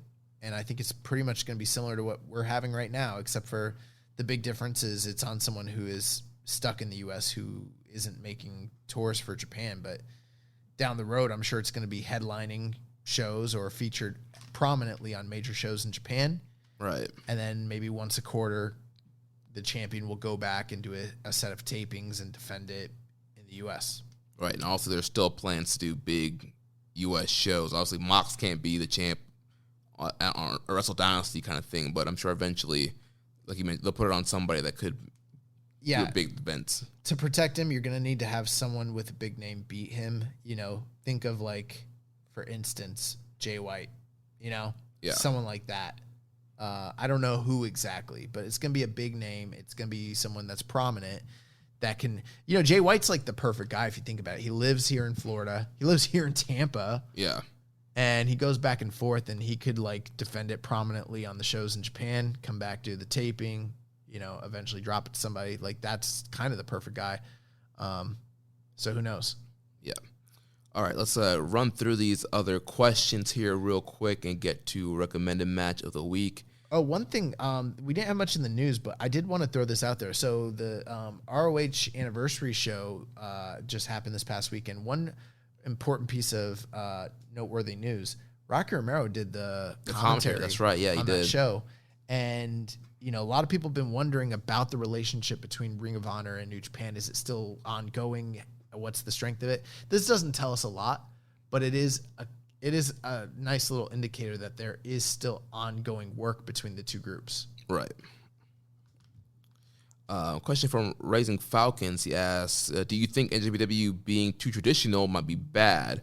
By traditional, I mean not thinking outside the box sometimes. Instead of having a filler title match that you know who the winner is from a mile away, why not just have a triple threat or a fatal four-way to spice up a predictable match? Instead, they insist on having a singles match for the top belt. No, I really disagree with this quite a bit, personally, just because I generally think triple threat matches are pretty bad. Fatal four ways oftentimes worse. So from a quality standpoint, I would disagree. I also think the fact that most, not all, but most challengers who get a shot have to like really be high up in the rankings and the standings to even get an opportunity. It's one of the things that lends prestige to the title. And so I feel like if you're just willy-nilly doing multi-man matches, it devalues the championship. And that's not to say that if they ever did one, it's, oh God, the turn, they've done them before, but the fact that they don't regularly happen, I think is a good thing personally. Yeah, I agree also. I think you just end up getting a better quality and a better story out of a straight up one-on-one match for your world title than a triple threat or fatal 4-way. And it hasn't happened recently, but there have been times in the past where there have been shocking upsets and, times where people called it a foregone conclusion for a title challenger to win, and then they ended up shocking everybody. Yeah. So, I mean, it's not like that's never, ever happened. But you know what? The company can be too predictable at some times. So I do understand where you're coming from here. Yeah. Next set of questions comes from Viking Pain. First, he asks, have you guys watched ROH recently? I really enjoyed their 90th anniversary show and think they're really putting a lot of time and resources to fix their product, and it's showing. Yeah, I thought I saw some of the show. I know a lot of people were really into it. I think the fact that they're completely silent, empty arena shows at this point for me is kind of it's hard to get into. It's hard for me to get into it. Like, I started watching that Mexa Squad match, and I turned it off. And it's not because it wasn't good. I just that kind of match really needs a hot crowd. Yeah, it needs a crowd or a response of some sort. I'd rather them just pipe in noise, kind of like what MLW does. I think that helps. Yeah, the production does look good. They are working hard, but like, it's hard for me to invest in the company on any real level at this point. Right now. Right. I mean, we've kind of been seeing so many hits and misses with ROH. It's just a lack of narrative is part of it. But like when they did when they did the Pure tournament, it was easy because there was backstory videos. Yeah. There's very little of that right now. Well, they've been doing some of the backstory. I watched an episode of ROH TV a few weeks ago, and they were. Oh, okay. I haven't watched the TV. I only watched that 19th anniversary. They did some of the promo stuff for the opening match, and you got the storyline with the foundation they're doing, and now this new faction with Brody King and LFI, and so. I'm not trying to be completely down. I see some of those things, and this is a huge improvement over where they were. Like say a year ago or whatever. Yeah. I think the problem for them is always going to be distribution. Like, until they get an actual major TV deal, they're always going to kind of be the redheaded stepchild. Kind of, yeah. Also asked, with the retirement of the IC title and the Never title being elevated, do you guys think that the KOPW title will slowly start to become more of a serious thing going forward? Perhaps tossing the Goofy trophy in the trash and introducing a new title belt would give it more serious feel. I don't know. It's still a gimmick at the end of the day, sort of like what we discussed when we talked about the original IWGP concept. It was a title that you won once and then you defended it annually once. And it was sort of like not a real thing. And that was like the top title. Literally from 83 to 87, there was no regularly defended world title in New Japan. Think about that. It's kind of strange. So it's like, even if they did that, it's still kind of a weird gimmick. Like, I'd much rather prefer that they just, because the deal is you're not the champion until you're the final guy. You're the king of the mountain at the end of the year. And then then it starts over. Then it starts over like almost immediately. So I don't know. I don't give a fuck about that thing. I hate it. I don't think there's any salvaging it at this point. It just needs to kind of go away. Yeah. Next question says, a while back, NXT legend Shinsuke Nakamura refuted rumors of him being simply happy to surf in Florida and working a softer style in the WWE as being untrue. Maybe there's trouble in paradise. Is there a Nakamura return in the cards, and will he unretire the IC title if he comes back? Yeah, it's kind of funny. There's always been this like fan narrative, like, he's there, he's working a safer style, protecting his body, he's retiring. Love surfing. Yeah. Who I think everyone's like, I don't know where that came from. I know where it came from. You don't know who postulated this entire theory and like kind of put this stuff out there into the outer realm. Yeah. Dave Meltzer. He's the one who was like, he's like, this guy, if he was working in New Japan, the more dangerous style, he wouldn't have been able to keep up. He took the payday, come here, he likes to surf, hang out. Like, these are things I've heard him say. Yeah. And then it got repeated so many times now. And I haven't heard him say it recently, but now people are wondering where it came from. It came from him.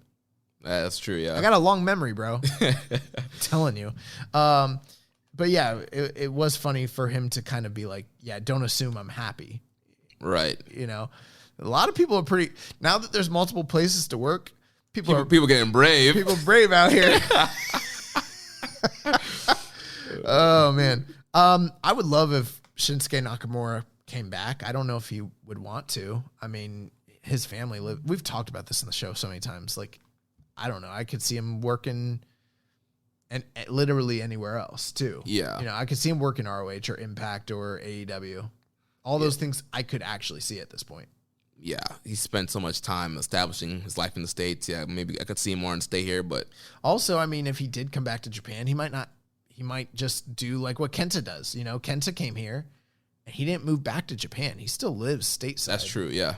So I mean, maybe Shinsuke would go back and, you know, work tours and do stuff like that if he came back to New Japan. I don't know. Yeah, but I don't think he will unretire the IC title. That's dead. Yeah, people really want these. People are like, it's like you have like a relationship and it ends and you're like holding out hope that you haven't accepted. Right, like maybe she'll call me back tomorrow. Yeah, maybe she'll call me back. You know? Yeah. His last question. You guys got broken hearts. I feel for you. I understand. You're going through a tough time. Do what's best for you, you know? Take some time, work out, you know, spend some time with friends, get a good support system around you, you know, but also understand that like those titles are gone and they're not coming back. They're gone forever. They're gone. His last question, big fight question for you guys. YouTube superstar Logan Paul versus MMA legend CM Punk in a boxing match. Who you got and why? Will Logan dominate the fight like he did against Nate Robinson? Or is arms just too short to box with God? Also, are you guys planning to watch the Ben Askren Jake Paul fight? Yeah, Jake Logan would fuck up CM Punk. Like, I love CM Punk, and I really like appreciate that he went out there and tried something that, you know, in his older age, maybe he wasn't like fully, you know, physically capable of doing to his best efforts. You know, I'm going through something similar myself, so I get it. You know, he was brave enough to go out there and try and live his dream, which is awesome. But like, dude, he fought Mike Jackson, who's a former professional boxer and not a very successful one at that, in his last fight. And Mike Jackson pieced him up, and Mike Jackson's a shitty fighter. So like, no, like, I don't know if you've seen the training videos of like those Logan kids, but like they're both fucking beast athletes. Now, do I think Logan Paul could beat up most fighters? No. But he's been training in boxing for a few years now, and I've seen the striking that CM Punk has, which is okay. Like for the average human being, it's probably okay. But for a professional fighter, it's nowhere near the level it needs to be. He would get put to fucking sleep by Logan Paul, and it would be ugly, just like the Nate Robinson one. No. CM Punk should never. Now, if it was a grappling, you know what? In a grappling match, the Paul twins would probably fuck up CM Punk too. Even they probably would. Do you know that they were like dude, I don't know anything about these guys, bro. Well, they were like YouTubers who like got filthy fucking rich. I've never watched their shit, but like decided they wanted to go into boxing and like into fighting for like notoriety and stuff. But like, I don't know about Jake, but Logan Paul, his older brother, he was like a state champion in wrestling. And I saw him wrestling with Paulo Costas, who's like one of the top middleweights in the world.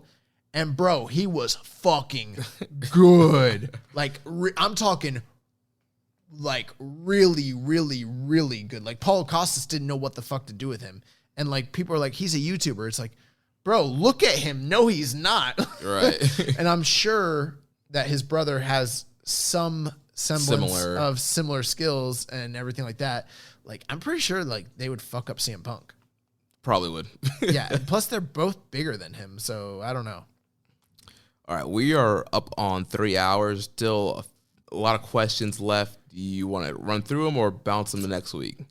Bro, let's just run through these. Fuck it. We'll just go quick. Okay. We'll literally go quick through these ones. All right. So Kevin from DC says, guess who forgot that Balak Fale was briefly IWGP IC champion? This guy. Anyways, with the lineage of both titles now a part of New Japan's past, what do you guys think was the least deserving IWGP champion in the belt's history? Having seen literally none of the matches, I keep hearing Tadua Yasuda as a wrestler who came out of nowhere, near skill level and charisma to deserve the heavyweight title. The same goes for Salman Hashimikov. Never seen any of his matches. The reign lasted all 7 weeks, and he never goes near the main title again. Also, I hate to say it, but I consider he did nothing of note in America. Scott Norton, heavyweight champion. Anyways, what are your thoughts on the subject? Scott Norton's one of the best IWGP champions ever. He's one of the best Gaijin champions. So, and he wasn't a main eventer in America, but he was a star here, but he was a huge fucking star in Japan. Yeah. It would either be Yasuda, Hashimikov, or Evil, and I think Evil's firmly right in there with those two guys. And Hashimikov's not even really he wasn't even a bad champion. Like it really comes down to Yasuda and Evil. That tells you how bad the Evil thing was. But I said the same thing when Evil won the title. I said it comes down to him and Yasuda. Right. And you know what? Yasuda was a great fighter. He just was kind of old and past his prime by the time they put the belt on him. Yeah. It was Inokiism. His last question here says, if you could redesign one active belt in all pro wrestling, which one would you go with? It's easy to lean towards a main WWE belt since most of them are just a WWE logo with a different color scheme, but you're free to consider other promotions as well. Honestly, I kind of like the current ROH World Championship, but the previous design was probably my favorite belt in the world when it was active, and I didn't see any reason to change it. Also, I'd probably nominate the AEW Women's belt. It looks okay, but the fact that it's so small compared to the men's belt really irritates me. I also suggested that it be Intercontinental Championship, but you know the deal there. Gotta sell those side plates. I'll just keep it simple. I think they should if it was up to me, I would just revert this title back to the title we just had. Yeah, I would redesign this to be the fourth version, the one that we just had. That's the redesign I would do. And add the word world on there. I mean, I could come up with other answers, but I'm not invested in any of those other promotions. I'm just invested in New Japan. So yeah. Moving on, Dom Homie 101. Any thoughts on the recent Andrade post-WWE interview? Yeah, I guess we could have spent some time on that. He did talk about potentially working in Japan. Tonight, he was talking about opponents he'd like to face. He mentioned Okada. He mentioned Bushi, I think. He mentioned Omega, different people like that. So, I mean, he's kind of, he's thinking about all the different places he could work. Yeah, very interesting interview. Only seen translations, It's kind of like what we hear. A lot of guys that leave that WWE, there's, a lot of trouble creative. There's issues backstage. There's health issues. There's Saudi Arabia stuff. This man trying to tell everybody he was getting paid $3 million a year. Yeah, there's definitely a mistranslation there. There's no mistranslation. This man's a fucking worker. He's trying to get the most payday that he's capable of getting. He's like, I was making $3 million in in WWE. That way, when they pay him $500K a year, they think they're getting a steal when that's probably what he was making anyways. Right. He's trying to maintain his same level of wealth. But yeah, some interesting stuff came out of that interview. He said thoughts on the main event of UFC 260 and the sensational knockout by Francis Ngannou. Also thoughts the possible rumor of Francis Ngannou versus John Jones. I'll keep it short. Yeah. I was not surprised, but at the same time horrified when Ngannou fucked up Stipe. I have more thoughts on it than just that, but super impressive performance by Ngannou. Yeah, I mean, also he turned the wrestling up this time compared to the first time they fought. Way more experience, was able to stop a takedown, get behind, and just piece him up. I think Stipe just he rushed in at the wrong time, and he also fought too light. Those are his two big tactical errors. As far as this Ngannou fight with John Jones, I would love to see it. I've firmly been on the record for years saying that John Jones will not be as successful at heavyweight as people think he will be, for a myriad of reasons. I've got 5 or 6 reasons I think John Jones will struggle significantly at heavyweight. So I think if they did that fight, they need to cash out, and John Jones wants $15 million to fight Ngannou, and you know why? He doesn't want to fight him. No, he does want to fight him, but I think he also knows that it's a cash out fight because I think he knows that he doesn't have the right frame for heavyweight, and he's always had trouble with bigger guys, and he doesn't have knockout power, and he's getting older, and he's got a suspect chin. These are all significant, and he'll be slower. Like, these are all significant things to worry about. I think John Jones could beat anybody, but John Jones is not going to run through the heavyweight division the way he did 205. Yeah. Never. And Ngannou's the most dangerous guy out there. I don't think this fight ever happens, to be honest with you. That's my prediction. I don't think we ever see Francis Ngannou fight John Jones. And if we do, John Jones could beat him, but I would put money on Probably Francis Ngannou. sleeping him. Yes, knocking him out. I put money on Francis sleeping anybody that he fights. I think we see him and Derek Lewis soon. I would love if Derek Lewis knocked him out. Derek Lewis is heavyweight champion, be the funniest That'd be shit hilarious. ever. The post-match promos we would get would be awesome. He also has thoughts on return of Oscar De La Hoya to the ring. Who will be his opponent? To me, it will be against Fernando Vargas or Tito Trinidad, but I have this weird feeling that it could be Canelo. I think Oscar wants that smoke with Canelo. I don't have a lot of thoughts here. Oscar's too old to be fighting. He'll probably end up fighting like a YouTuber or like a Floyd Mayweather, someone very, very safe, or like an MMA fighter like a Conor McGregor. Like, he's going to take payday freak show fights that people will pay for. He's not going to be fighting guys of yesteryear like Fernando and Tito. It's not happening. And if he fought Canelo, I mean, that would either just be a business transaction or he'd get like killed. Also, that's any thought on Snoop Dogg and Triller involvement in boxing. Also, thoughts on Anderson Silva versus Julio Cesar Chavez Jr. LOL. I don't know anything about the Silva JCC Jr. fight. I would still like to see Silva and Roy Jones fight at some point. As far as Snoop Dogg and Triller, I mean, they seem to be the big names on the block. I don't know. Boxing's always changing. There's too many promoters. Who the fuck knows? And his last question, what are the young boys' thoughts on Terrence Crawford's comments on being over the Ariel Spence fight and not asking for it anymore? Do you think Bud is serious or is it just talk? In my opinion, I think the fight will eventually take place.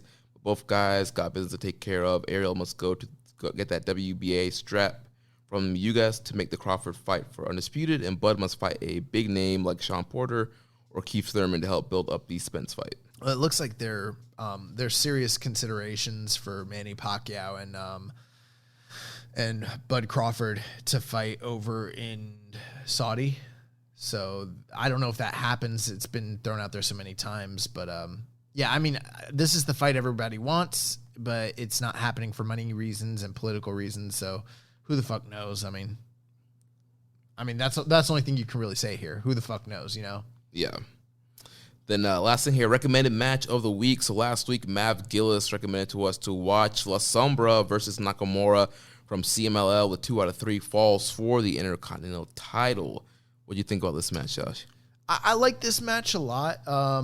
One problem is it comes from an era when the production value of those, I mean, the CMLL shows still to this day, they're not the best, but they're much more improved than they were, what was this, 2013? Yeah. Yeah.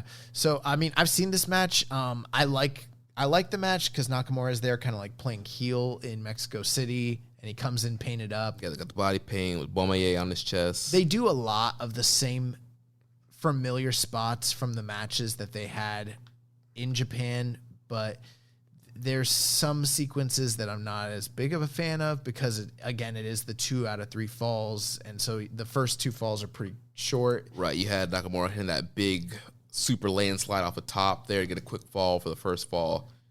Yeah, that's a very standard setup, and then the real match happens in the 3rd fall, and I thought it was good stuff, but it sort of just ended abruptly, and so that was sort of surprising there, but this match was good. I don't think I liked it quite as much as the other matches that they had in Japan, but I mean, it was a fitting addition to the mini rivalry that they had. And I like it quite a bit. I mean, if you've never seen it, I would say definitely check it out.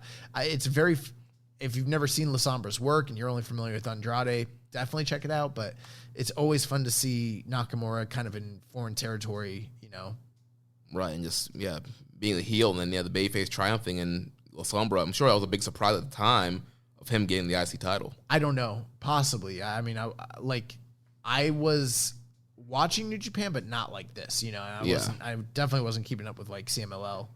My first real exposure to like La Sombra was the anniversary show with him in Atlantis. I heard that match is great. That match is incredible.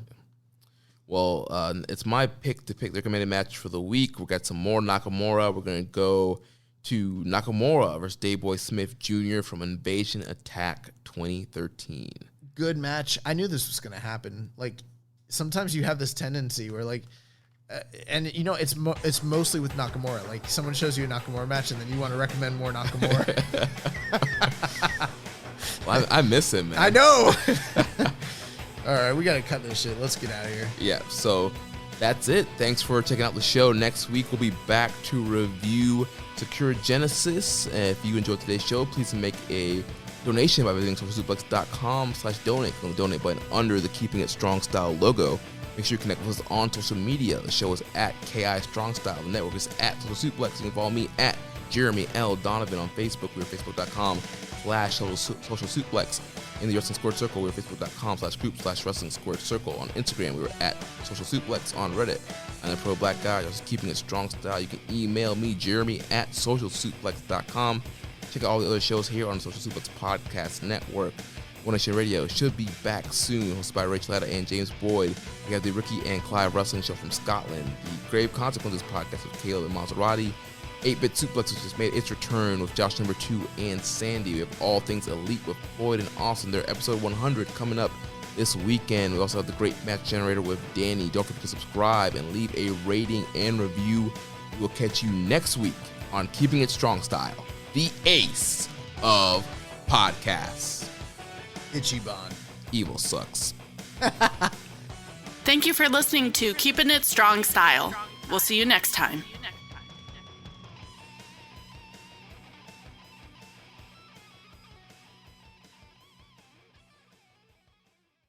You know what drives you, what inspires you. You know why you're here today, thinking about your education and your career. But do you know how to get where you're going? Indiana Wesleyan University is a place where your dreams and goals are known, where you're pushed to excel, and you're supported beyond graduation day. Explore our tuition guarantee, our faith-integrated coursework, and more than 100 online degree programs. See how it's possible at iwuishow.com. Johnsonville sausage strips are strips of sausage that look and cook like bacon. They come in amazing flavors like original, maple, or chorizo. Now you can transform your BLT into an SLT or turn your bacon cheeseburger into a chorizo cheeseburger. It's not bacon. It's Johnsonville sausage strips. And it's a meaty miracle. Find it by the bacon, even though it's sausage.